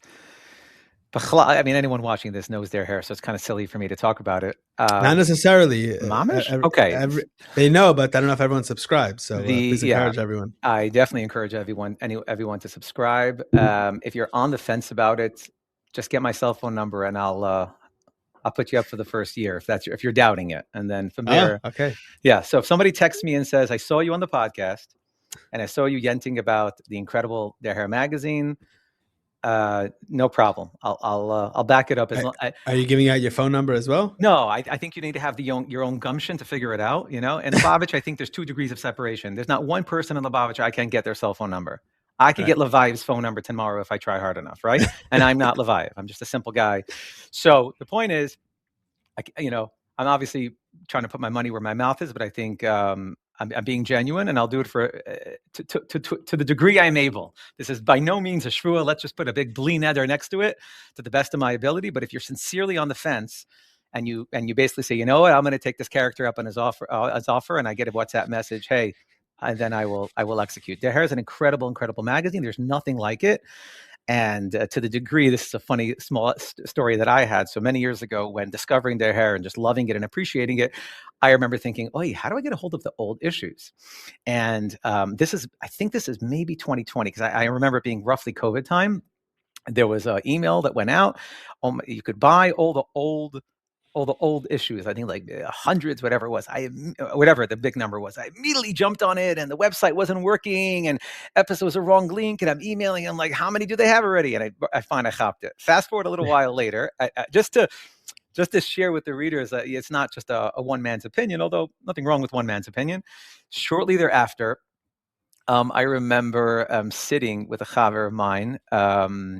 Where were we? I forgot exactly the setting we were in. More like we bumped into each other at a place, and having a similar conversation. And somehow their hair came up, and it's like, by the way, did you jump on that? He's like, yeah, me too. I immediately jumped on that. So if you have multiple people jumping on Herzachain, old issues, I hope it gives you a glimpse into what kind of publication this is. Their hair is incredible. So that article on The Great Escape is incredibly well done. In general, I'm incredibly amazed how you always keep it fresh. I've never opened up an issue. It's always insightful in terms of, wow, yet another area uncovered. So The Great Escape, which is obviously a very prominent episode in Lubavitch history, was very well documented in Der Hair. So I basically read up on everything in English available about The Great Escape, or Bechlal, anything surrounding the last 100 years of Lubavitch history, basically mid 1800s, almost to the present. And we'll get later on into what I mean by the present. I mean really present. So my cousin, so his name is Nuchie Schwartz. So just for some of the readers listeners that could appreciate this. So you have Reb Shapiro, I mentioned. He had a brother named Lubavitcher. He also had a sister named Sarah Relka, who married Shaya Gupin. So there was Lipa, Lubavitcher, and Sarah Relka, they lived in Eretz Yisrael. Those are the parents of the famous mashpia, Reb Zalman Vilenkin. There was 2 more siblings that Nebuch did not. Reb Yaske Gopin, who there's another episode. Oh, fantastic. And I believe which by the time this will be out, will have been released already. And he was a great help as well. There's a letter that he provided, information, but also a letter and a photo that ended up in the book that he was very helpful for. And then there were 2 additional siblings who unfortunately did not make it, and they're written about in the book. So you have Reb Lippa's brother, Lubavitcher, married to Gutta. They have a daughter. They have a daughter, Razel, and she has a son named Nachum. This cousin of mine, he's my second cousin, Nachum, a wonderful individual, had the foresight to interview my Zayda Lipa on video. It's the only video interview that we have. Anyone out there thinking about interviewing their parents? I mean, today the world is a lot different. It's much easier. You just grab. But he was on Gem also. I don't believe. No, my Zayda was on Gem, sitting with my Baba. I do not believe my Zayda was individually interviewed for Gem, to my knowledge. Okay. I'm pretty sure not. He was very helpful, of course, because he had spoken a tremendous amount with his father-in-law, with his Schwer Reb Zalman. So he was also insightful and participated in that interview. But as it pertains to a video interview, just pragmatically, you could read a person's lips. So if someone's later on in age or things of that nature, it was so much easier to transcribe a video interview than an audio interview. It's night and day. So Nachum has this video interview. And this is where the stuff came up. So my Zayd is talking about just 1,000 things, all over the place. I get a lot of information all firsthand. And then finally, something novel comes up. He says, the Bricha, they saved us. I don't even know what that is. I mean, I know he escaped from Russia, and everyone had to get passports and paperwork and sneak. Who exactly is the Bricha? I'm not aware. I never heard of them. I don't even know what it is. And frankly, it kind of put me in this whole new space of Taka. Just because you walked out of the Soviet Union, how do you end up in the American zone in the comfort of the DP camp? Comfort in the sense of like you're not being shot at. Not comfort, that's not the Four Seasons. But think about it practically. You don't have a dollar, you don't have a phone, you don't have a language, there's nothing. I start going down this incredible path of finding out who are the Bricha and how they saved us. The Bricha were Israelis, were a Zionist youth movement, Kavyachan, of just youth, but a Zionist movement of people who were not religious, and they were doing everything they could to move people out. So two major components. One, to get people out of Russia, but right when they came out of Russia, to get them to safety. There were some Bricha members which snuck into Russia. There's 10 of them that we know that were executed because they mamish went into Russia, took Jews out, and they were executed. But most of their activity, because that was, you could imagine, that's daunting to sneak into Soviet Russia.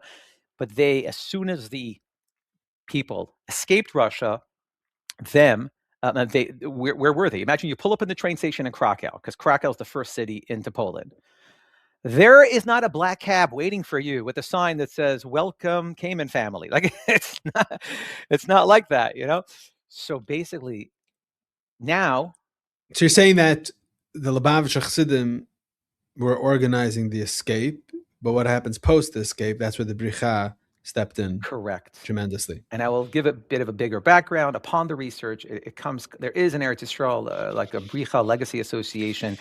Yad Vashem does have a tremendous amount on them, but in a nutshell, it's really deemed the most undocumented, tremendous part of Holocaust related. And I think logically it's not unreasonable, because obviously the Holocaust has a tremendous amount of documentation and what to be written about and meant to be discussed, obviously.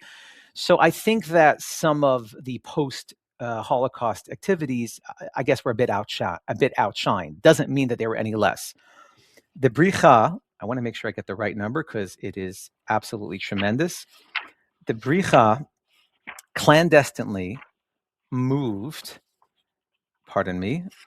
they moved, I wanted to make sure to get the exact number, because even though you could read about it, sorry. Right over here. They moved 200,000 Jews fleeing Eastern Europe between 1944 and 1948. It was an underground organization focused on aiding Holocaust survivors and Jews escaping from communist regimes, giving them a chance to rebuild their lives after the war. So again, there's a tremendous amount more on them and their relationship with the Lubavitcher Chassidim, how they were incredibly impressed by these Chassidim that are so committed to Yiddishkeit and so committed to their Rebbe in New York. I mean, these Israelis were incredibly impressed. And there's, so not only who the Bricha were, who were Meiser Nefesh to help their brethren, they ultimately held them by the hand. Additionally, the Vadat Sala was incredible as well, and I talk about that because my bubby in those interviews I told you about during the social studies project for Beis Rivka talked about the Vadat Sala as well. So their contributions are in terms of the arriving in Krakow. The Bricha essentially was like this: how are we going to get these newly arrived Jews in Krakow all the way? So you're in Krakow? I thought they were in Lvov. No, Lvov is still in the Soviet Union. That's the last city. You get on a train. Oh, from to Krakow. Okay. Now you're in Krakow. So they were also involved in the escape. Obviously, we have a tremendous amount of Lubavitch history about Lubavitchers being involved in that piece of but they were also falsifying. But more bigger picture is now you crossed over into the border. You safely made it. Whew, you made it. Now you're in Krakow. Now you're in Poland. You're several countries away from the safety of the American war zone. You're in Poland. They don't want you. You're in trouble there. Plus, even some KGB people were still hanging out in Krakow looking for escapees. Then you have Czechoslovakia. Then you have Austria. And you finally have Germany. They essentially took them by the hand, sometimes in cars, sometimes in trains, and sometimes by foot, all the way to safety. They did it for Lubavitcher Chassidim, and they did it for hundreds of thousands of Jews. Mamish, it is the greatest. It's the greatest facilitation transfer in modern history that we know of, and I have been very blessed with obtaining incredible photos about they're even gathering still in Russia or still in Krakow saying, this is what we're going to do. We're going to go on this arduous journey by foot for months. Mamish Yitzias Mitzrayim to find, and I was able to even meet family members with some of the photos, and they're all very, very well named about going to the forest. Some of these photos they Pashut needed for fundraising purposes. If there's a photo, Lamashal, of them escorting, and you see they all look like Zionist youth. They have like the Boy Scout look with like the shirt and the shorts, and it's all there. And then you see like these Fruma families, like, maybe they have like one little suitcase and a casquette. And, they had, thankfully, there were a few photos here and there because this enabled them to obviously, fund some of this. But they took the photos for fundraising purposes. Yeah, and there's not a tremendous amount because, you're middle of a forest. But they, eventually, if you're trying to fund hundreds of thousands of people moving, you got to be able to convey that message to somebody somehow. Now, at this point, the war is over. People understood, but that's why the Holocaust Museum even has such photos. It's a tremendous letter, which is one of my favorite parts of this chapter on the Great Escape. It's signed by Rabbi Nissim Mendel. It's, on behalf of the Frierdiker Rebbe. So Lvov is here, okay? Pucking DP camp is here. It's Be'erich 600 miles. 600 miles sounds like Garnish if you have a flight, but if you're walking it, oh boy, it's quite the distance if you're walking. At the halfway point in a city, Opel, I'm not pronouncing it right, Opel, Poland. Basically, if Frierdiker Rebbe was inquiring about a kitchen, because on that way, the joint had a kitchen there and wanted to see to it that there was kosher food for them while they're escaping, because there were little stops along the way where people could get some food, some medical attention, and this is all noted in the book, and it's photos and documents. But to me, the Bricha just absolutely took that whole episode of the Great Escape and took it to a new madrega. I reached out to the Bricha Institute and in Yerushalayim, not in Yerushalayim, somewhere in Eretz Yisrael. And that, to me, anyone that reads that chapter in The Great Escape will definitely have tremendous insight on who these people were, what they had to do to hold their brethren by the hand. Now, a lot of them were motivated to ultimately get them to Eretz Yisrael, to help establish a country by Pashut having more people, but they weren't that biased, meaning we're here to save you. You want to go to Eretz Yisrael? I'm going to help you out. We'll get you there. We're going to get you to British Mandate Palestine if you'd like. By no means did they say, I'm only helping you out tonight. You come to, no, it was nothing like that. And these were mamish tzaddikim that help refugees escape. I even have a photo of them sitting around typewriters, creating falsified documentation, because every single country you need it. So now how are you going to get now from Austria to Germany? How are you going to get from Czechoslovakia? Every little step along the way. Yeah. Okay, perfect. It's amazing. What did you discover about the life of Chassidim in Pucking? Life of Chassidim in Pucking. So here's something that's actually very insightful to both my grandfather and great-grandfather. My great-grandfather, like I said, was a sheikhet. My Zayda actually lived, but was also a sheikhet. So imagine the following. You're coming out of the woods, and you finally come to the safety of a DP camp. Yeah, you're sleeping on a cot. No problem. You have zero privacy. But you're not dead. So that's wonderful. And you're not being chased any longer. Reb Zalman was not very pleased that a lot of the Chassidim were easy to trust the shchita. They set up shchita facilities. The Vad Hatzalah, along with the joint, set up shchita facilities, but it all comes down to the sheikhet.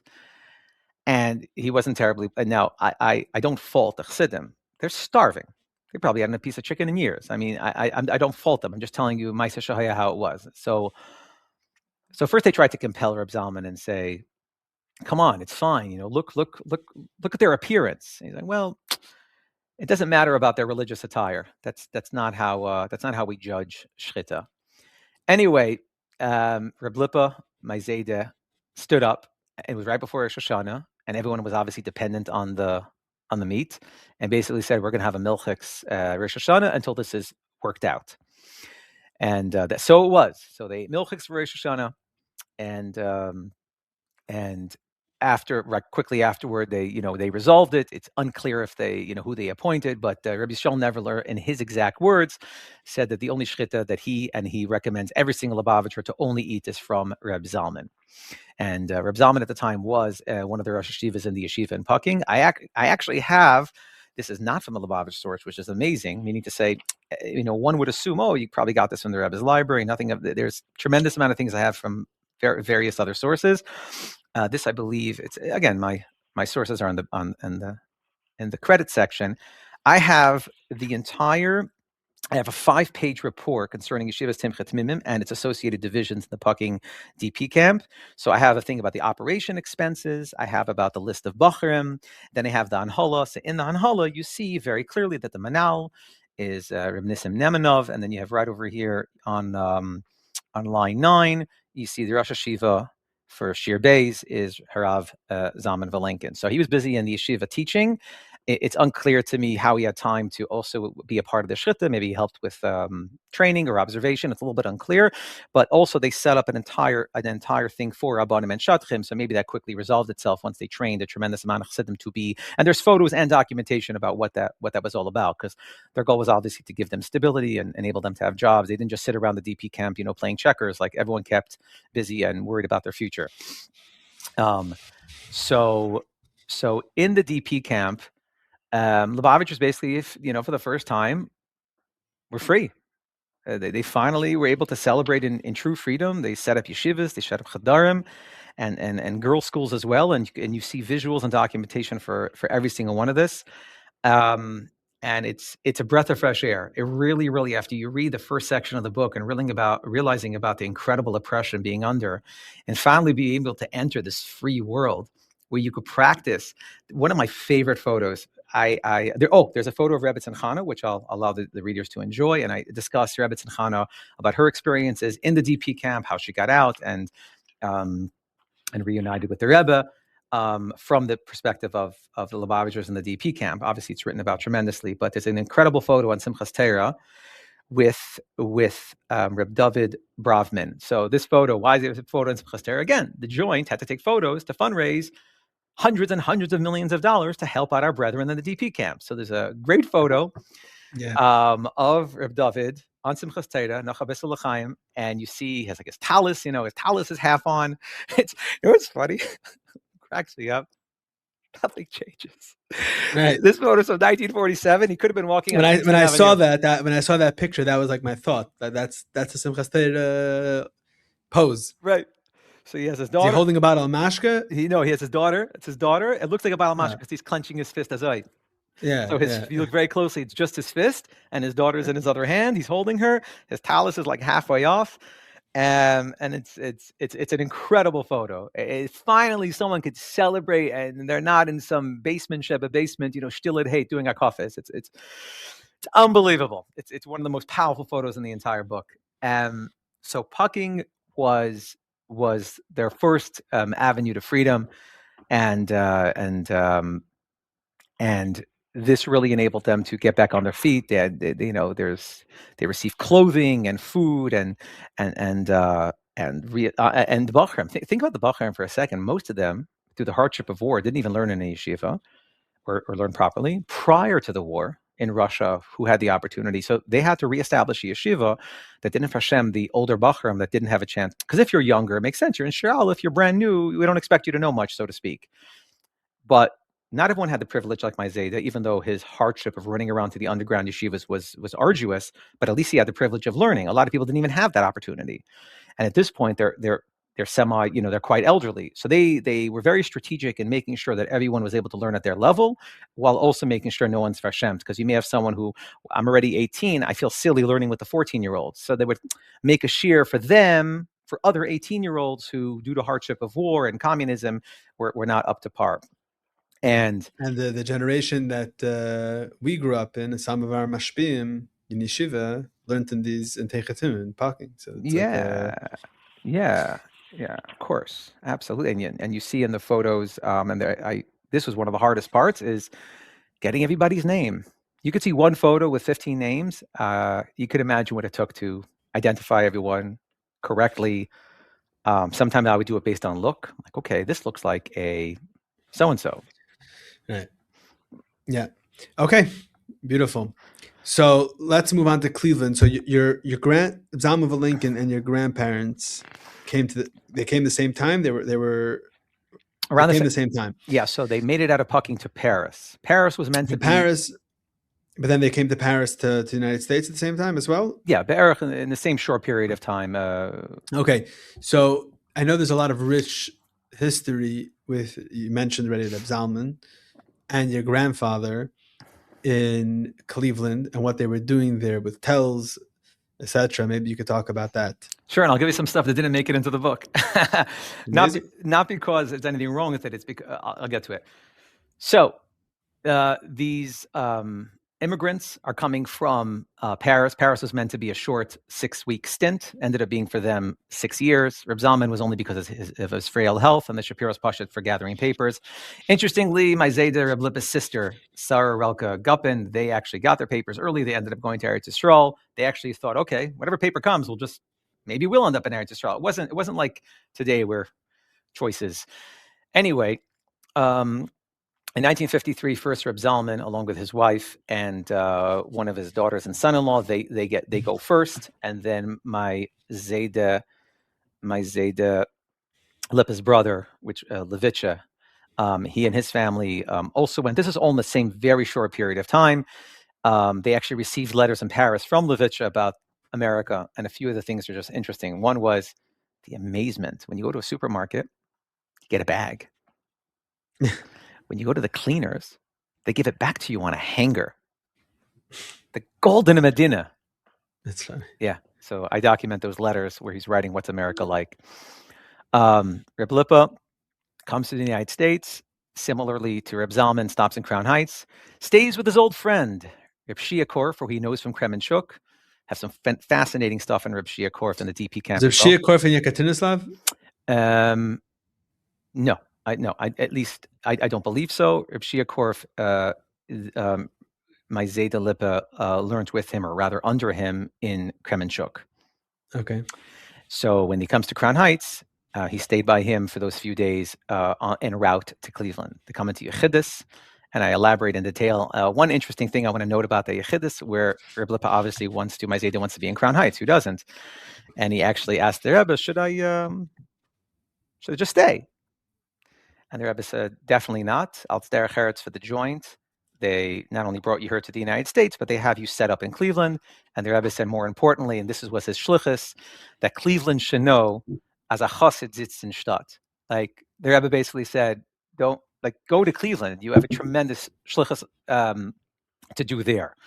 But he did for a moment say, now mind you, that pragmatically, the joint housed you and gave you, a stipend to live, and they got you on your feet, and they just didn't have the opportunity to just place every single person in Brooklyn. It wasn't that simplistic in terms of visas and all that kind of stuff. They would if they could. It wasn't that easy. Anyway, so Reb Lipa comes in 1953, and while he's there, he has his brother, he has his father Reb Nocha, my namesake, and he has his shver, and basically the entire Schapiro Vilenkin family in the early 50s is in Cleveland. Like I said earlier, Cleveland, the biggest, I guess, there was a lot of institutions and a lot of shuls, and Frumkeit was already pretty well established. The Hebrew Academy, which is like their primary cheder, at that point was 50% refugees, a lot of American-born, but 50% children of refugees. There was also a Kalaver yeshiva, the Kalaver Rebbe, who later on moved to Eretz Yisrael. He lived in Cleveland for a period of time. I have photos of him with some Talmidim as well. That was like, I guess you could say, the Chassidish cheder. But that closed down. So my uncles started off there. Some of them, the older ones, started over there. And then when that closed down, they moved to Hebrew Academy, which is also, Charei Yeshiva. It was under the Desslers, which was more, yeshivish. These are the children of the famous Rav Dessler. They're the ones that established the Hebrew Academy. Sometimes people say Hebrew Academy that you think sort of like a Chabad house school. Hebrew Academy here meant it was like their version of Olaytera. It was maybe it started out as a day school, but it quickly shifted to more Charei Yeshiva. And so there was Hebrew Academy, and then you had a bunch of from shuls. There was Taylor Road Synagogue and Eddie Road Synagogue, and you had Shemer Shabbos. But Tel's Yeshiva, in terms of the broader audience, would be the biggest, most world-renowned. I actually had a fantastic interview with, let me back up. I jumped too quickly. So he comes to Cleveland, there's Taylor Life. This is the part that didn't make it into the book. Push it because it was very hard to validate every nuance. I heard 4 different versions of the story, and it wasn't very clear. Anyway, what do you do when you come to a new town? First thing you do is check out the meistus. So my Zeta goes and tries to, hears about, this yeshiva, this Tel's Yeshiva. And this is part that's vague. So I'm going to clarify all the vagueness and sort of give you the bigger picture. It's a little bit vague, but something to the degree where some of the Rosh Hashivas were doing what you would call simple things. Like maybe he saw one Rosh Hashiva like watering his lawn. And another Rosh Hashiva, like the boys were playing ball, sort of sitting nearby and maybe talking with them, maybe even playing with them. It was that part was incredibly vague because I did a bunch of interviews, and because it was not clear, I left it out. But I think the bigger picture stands. That at first he was a little bit surprised, like Rosh Hashiva, like watering his lawn or doing mundane things. He never heard of such things. Bittul Teda, who are these people? And he admitted very, very quickly that that was a mistake. These people are incredible people, and he, as a refugee coming from a different place, didn't really acclimate to America. That it wasn't the biggest sin to water your lawn. It wasn't such a big bittul Torah. Anyway, Tel's Yeshiva was nearby where they lived, so Reb Zalman would give shiurim. They know who he was? It appears. I don't have, I spoke to Rabbi Gifter. Mordechai Gifter was one of the Rosh Hashivas. It sounds like him and Rabbi Sorotzkin were like the 2 Rosh Hashivas in Tel's.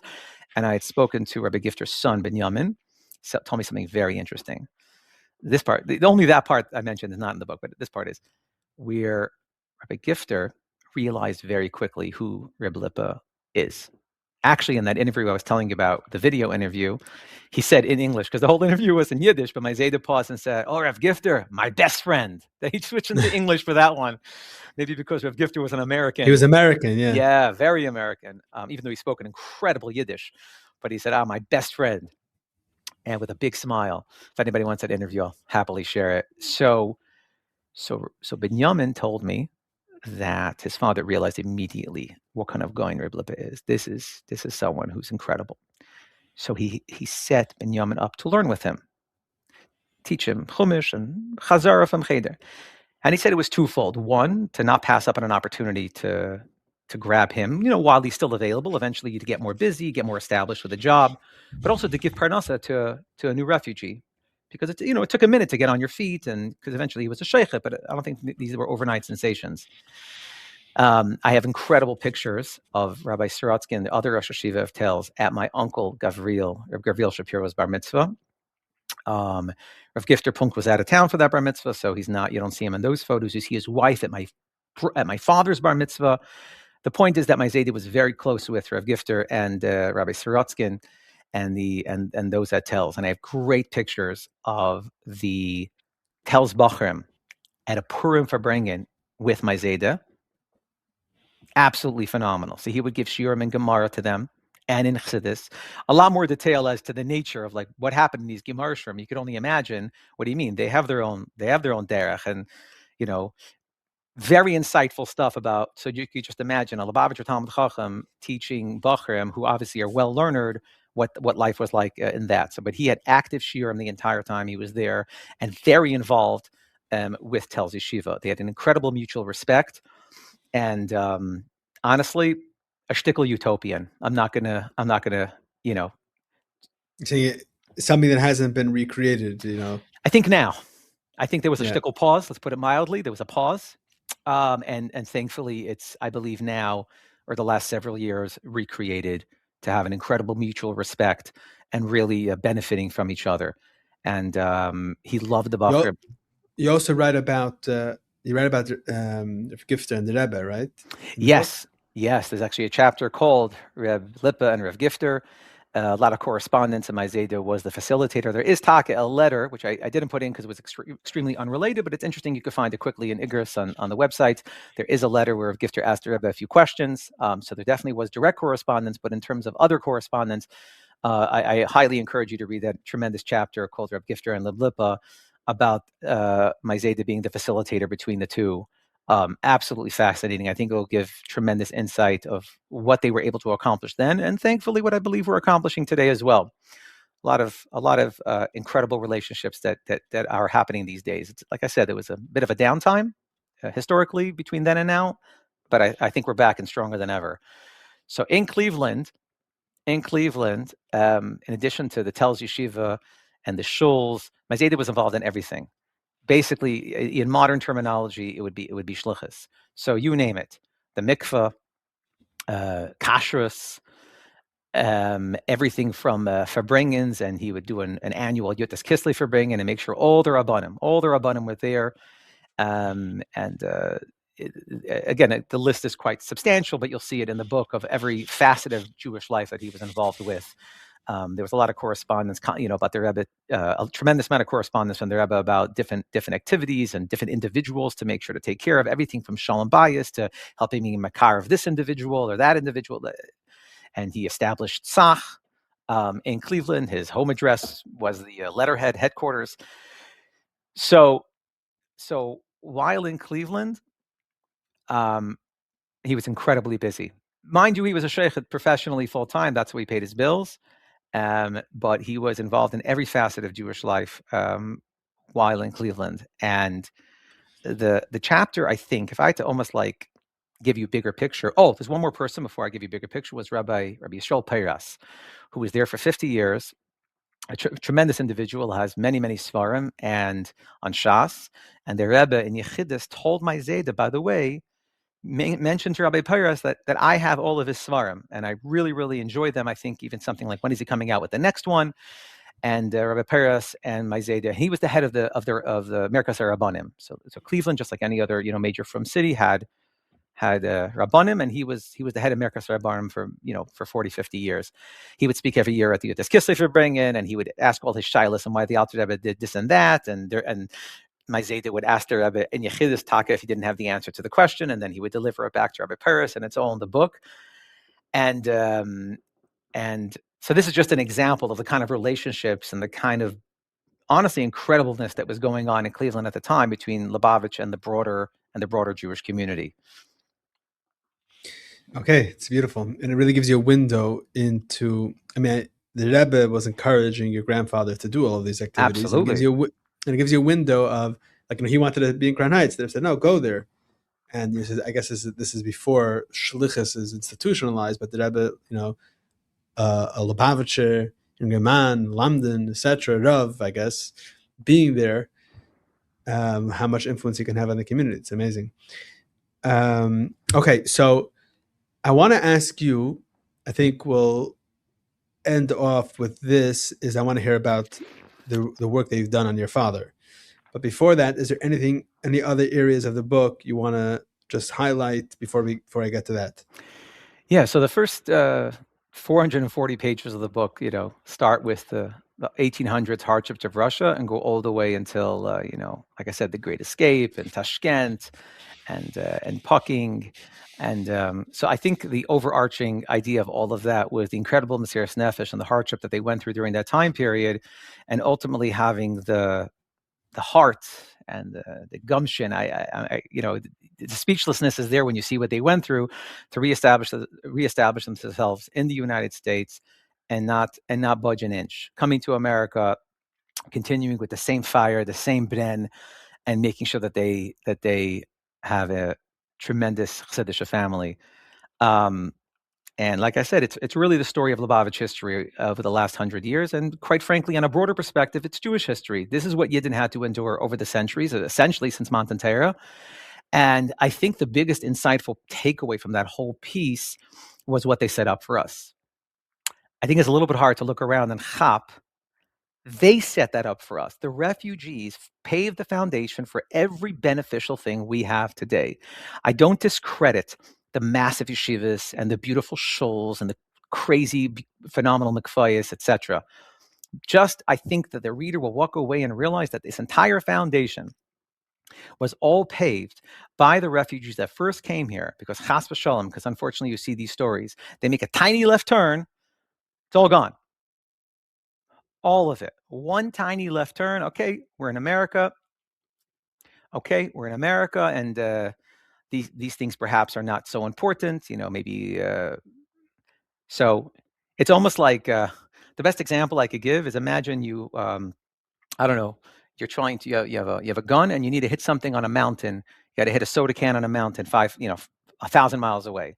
All it takes is a tiny millimeter off and forget about it. That is the equivalency. You come to the United States, and if you're not a bazillion% on target, then whole next generation shifts in a drastically different direction. And that is one of my incredible... That's what happened the previous generations of people came to America. Yeah.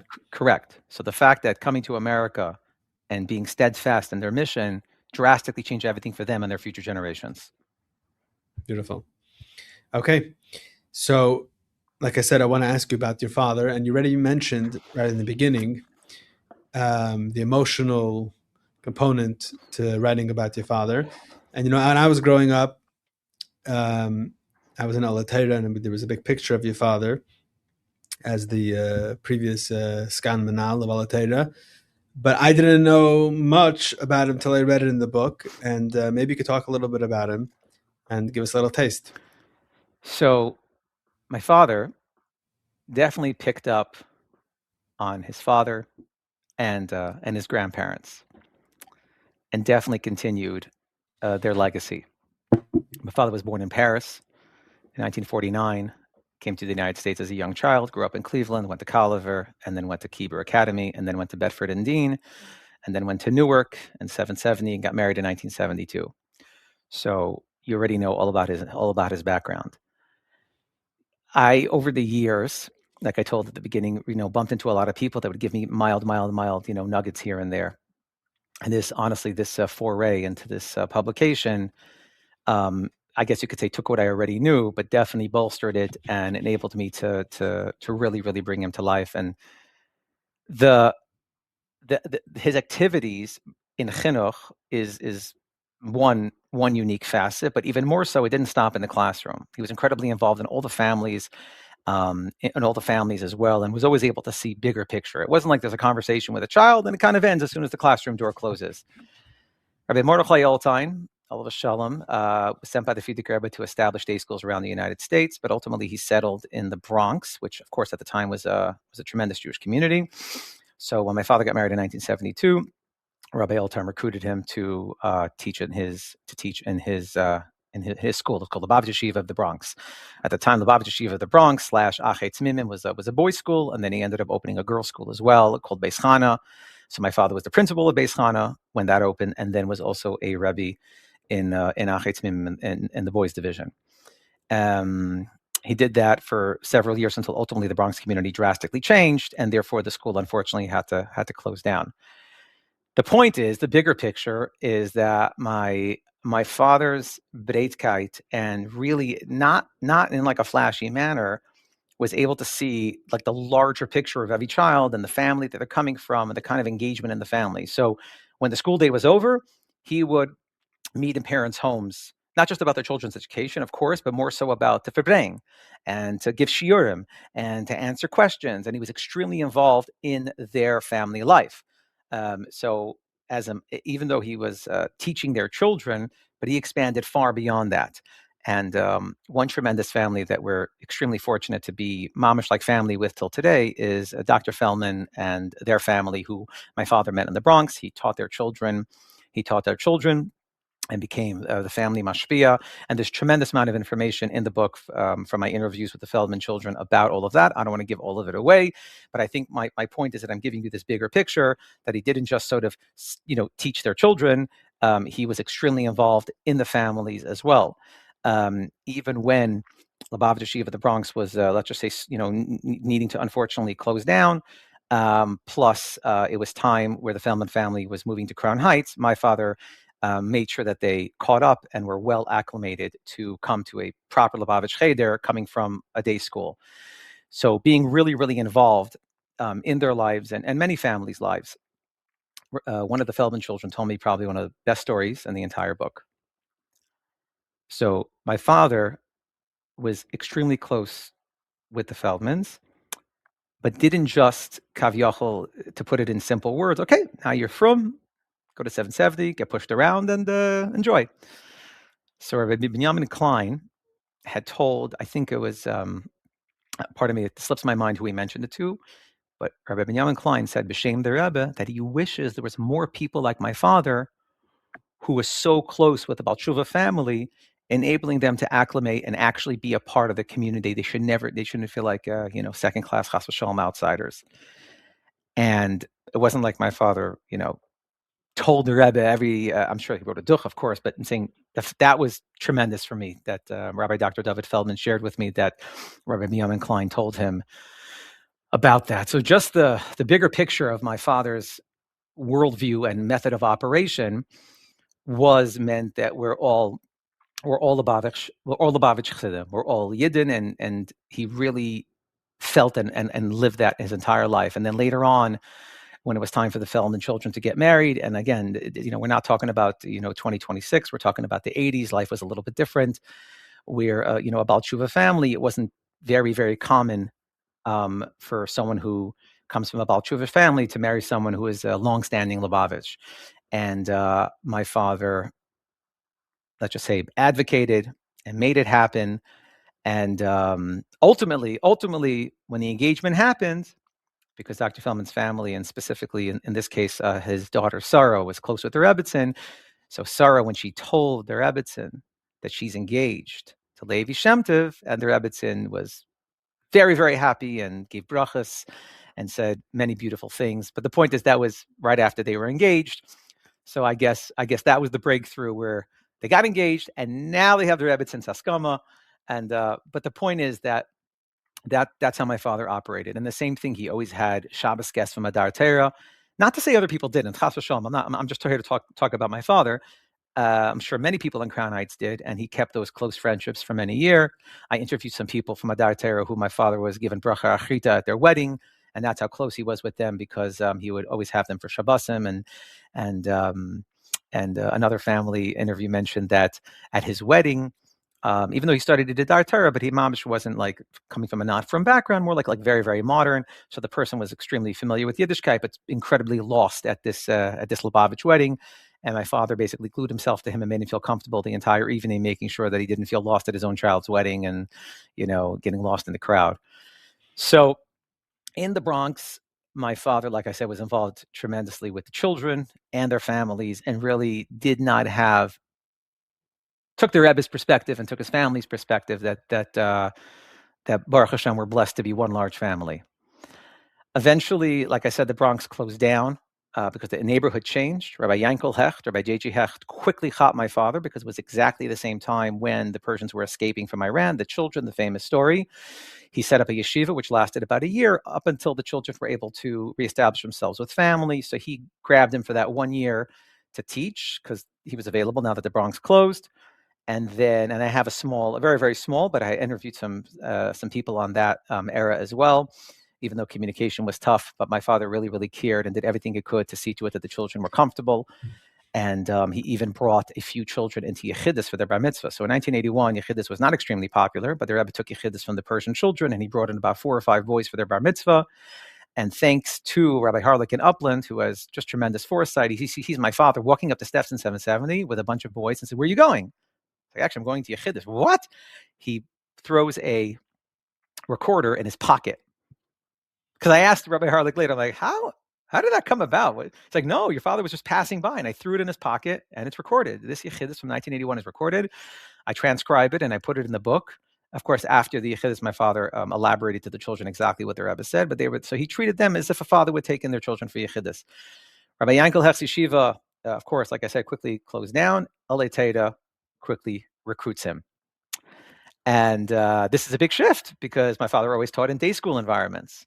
He actually interviewed some of my cousins who were attending Olatera. He mildly interviewed, didn't disclose why, but sort of wanted to understand how Olatera operates. And he took his, let's call it day school perspective or Shapiro perspective, whatever you want to call it, took that same exact measure and came to Olatera. And in Olatera, he mamish was a phenomenal contributor. He started off as a melamed. I hear incredible stories, and they're in the book about his Talmidim saying his outside the box perspective, always positive, making sure that the Chassidishkeit is dripping in their bones with joy. Different generations operated differently, so it wasn't like in a way of like mentodnish and things of that nature. It was very much about, wow, the privilege and the schus that we have to have a Rebbe and to have Chassidus and to have a Torah. And he was very, very operated very optimistically. And there's an incredible amount of him in Elitera, and as well as the families and the things that he would do behind the scenes for the community, because obviously as a melamed, you get very, very quick insight into the nature of hardships of people's families and being able to attend to those hardships. One tiny story, there's too many, so I'm going to give you one tiny story.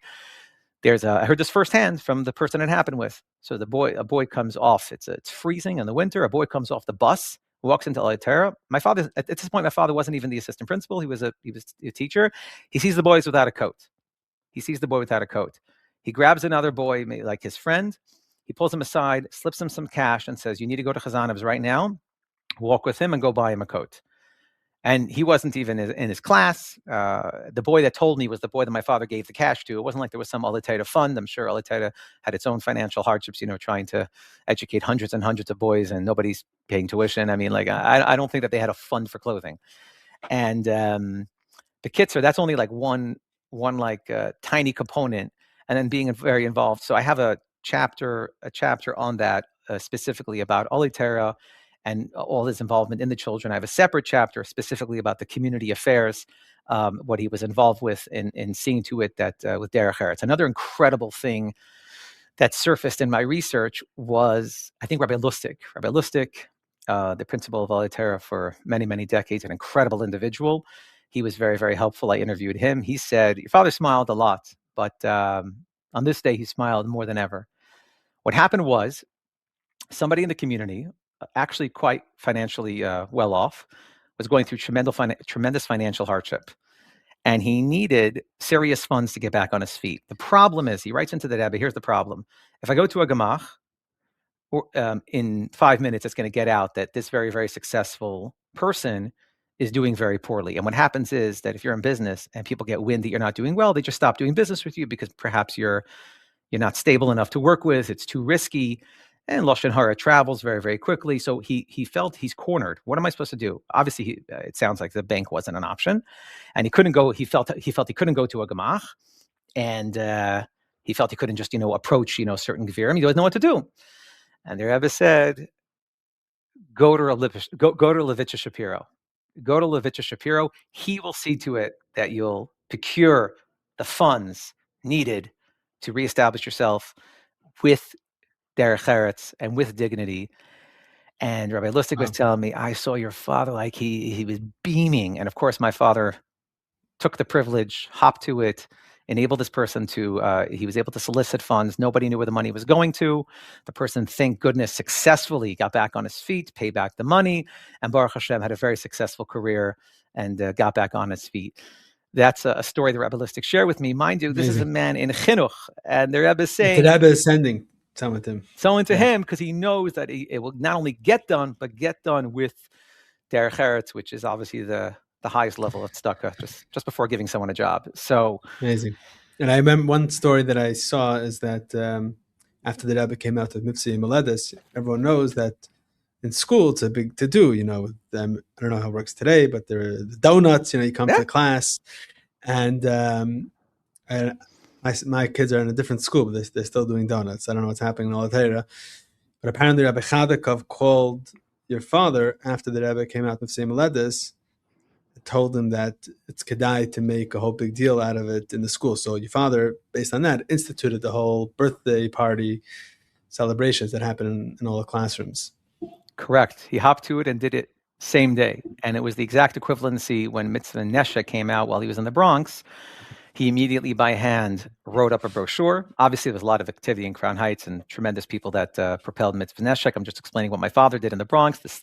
Immediately before Shabbos, created a quick handwritten brachas in English and transliteration, very, let's call it Chabad House friendly, with the Zmanim. Immediately made copies, and every single girl and mother affiliated with the school immediately got that handwritten Xerox copy of what to do inside Mitzvah Neshek. So my father, he did everything with extreme passion. Honestly, I would lovingly say that I definitely carry that trait. Like anyone that sees the book realizes I put a tremendous, tremendous amount of love and hard work into it. It's not a small kuntres. It's very big. It's a very expensive print. It is a thick, hard copy. You know, it's not just I'm explaining physically, and also when you open it up, the tremendous detail, because I don't have this perspective of doing things, you know, half baked or small. To my detriment or to my you know, goodness, but the point is that it's incredibly thorough and well done, and no half bake. And my father definitely had that exact same perspective. And when it came Lamashal to Mishnayos Bal Peh, which is obviously Bavust, we always do Mishnayos Bal Peh. That's not novel to Lubavitch, but he took Alitera's pre-existing program and Kavyachol blew it up, turned it into this massive thing, encouraging the boys outside of class to Chazar Mishnayos Bal Peh, and brought the boys by the Rebbe because it was a gift for the Rebbe for Yud Aleph Nissen. There's a whole section in the book just on Mishnayos Bal Peh. We're talking about already the mems. So these are going to be people you recognize. I mean, most of them are Zaydas. Some of them are Zaydas. That's how close it is. Not even everyone's a Zayda in there. And Mishnayos Bal Peh, you know, going everything from how he inspired the boys to make this a big, you know, strong part of their identity, because he knows that they will be able to carry this, you know, through their entire lives. So my father's work in Alitera was very, very passion heavy. Even in the morning, he facilitated Shacharis, and this is another part of an interview in there as well, where he would chazer over Hayom Yom, but he would chazer it over like he's living it. It wouldn't today's Hayom Yom, it was nothing like that. It would be the Hayom Yom with the background stories and how it's applicable to us, etc. So, yeah, my father did not do anything half baked, and really believed in all the things that he did. He was a very, very passionate person. So when it came to community affairs or came to things with the children, that's how I guess you could say he became, I don't know, a popular figure or a known person. And that's why I was able with so many interviews to learn so much about him. Very sadly, Tafshin Nun, Chavdal Tzivin and Tafshin Nun, he was at that point just turned 41 years old. He wasn't feeling well on Shabbos. Just wasn't feeling well. Nothing too astronomical. Shabbos was over. He goes to his chaver, his very close chaver, Dr. Feldman. You know, Dr. Feldman, Mamash Tzaddik, you know, he would open up his office on Meitzah Shabbos. Dr. Feldman is incredible individual, and Mirta Shem, a book should be written about him as well. I'm pretty sure it's going to happen. He opened up his office Motzei Shabbos, so my father was there. It's all, and he, again, this is still normal. He's actually waiting upstairs in the house because Dr. Feldman's basement was his medical clinic. So my father's on the first floor, schmoozing with the children. They're already older at this time. And like, okay, the office is open and families are coming in, so come. So my father was the first one to be seen. And unfortunately, within a few minutes of sitting with Dr. Feldman, he had a heart attack and he passed away in the arms of his dear longtime friend. A lot of details. Hatzola came, v'chulu. I was at a chasana not long ago, maybe three years ago, and somebody was telling me that there was a whole buzz. This is on a Motzei Shabbos, and there was a whole buzz, and they realized that Rabbi Shapiro had passed away, and they wanted to do the tahara. I don't think I couldn't believe it. I never heard of somebody demanding, I want to do my childhood melamed's tahara. These were boys there in 770 at the time. He said the Chevra Kadisha, it does not appear that they consider that an option, but just the idea of them vying to want to do this tahara. And it's very unfortunate, to put it mildly. He passed away very young, at only 41 years old, and in his very, very short life, he definitely left a tremendous legacy. And there's a lot of things you could learn about him in the book, the way he treated people in the community, whether it was financial or whether they were Bali Tshuva, whether their child was doing poorly in yeshiva, whether a child needed extra assistance. And it wasn't like today that Baruch Hashem, we have a tremendous amount of social services. He was able to tell when this boy, this is before all of the diagnosis we have today, he needed some space. Okay, great. Here's a few dollars. Go to Kingston Avenue, pick up a bagel, go get a soda. He was able to sniff out what was going to be helpful to this child, to enable him to make sure to smile in yeshiva and not to be, not to chas v'shalom have a bitter taste towards Yiddishkeit. And the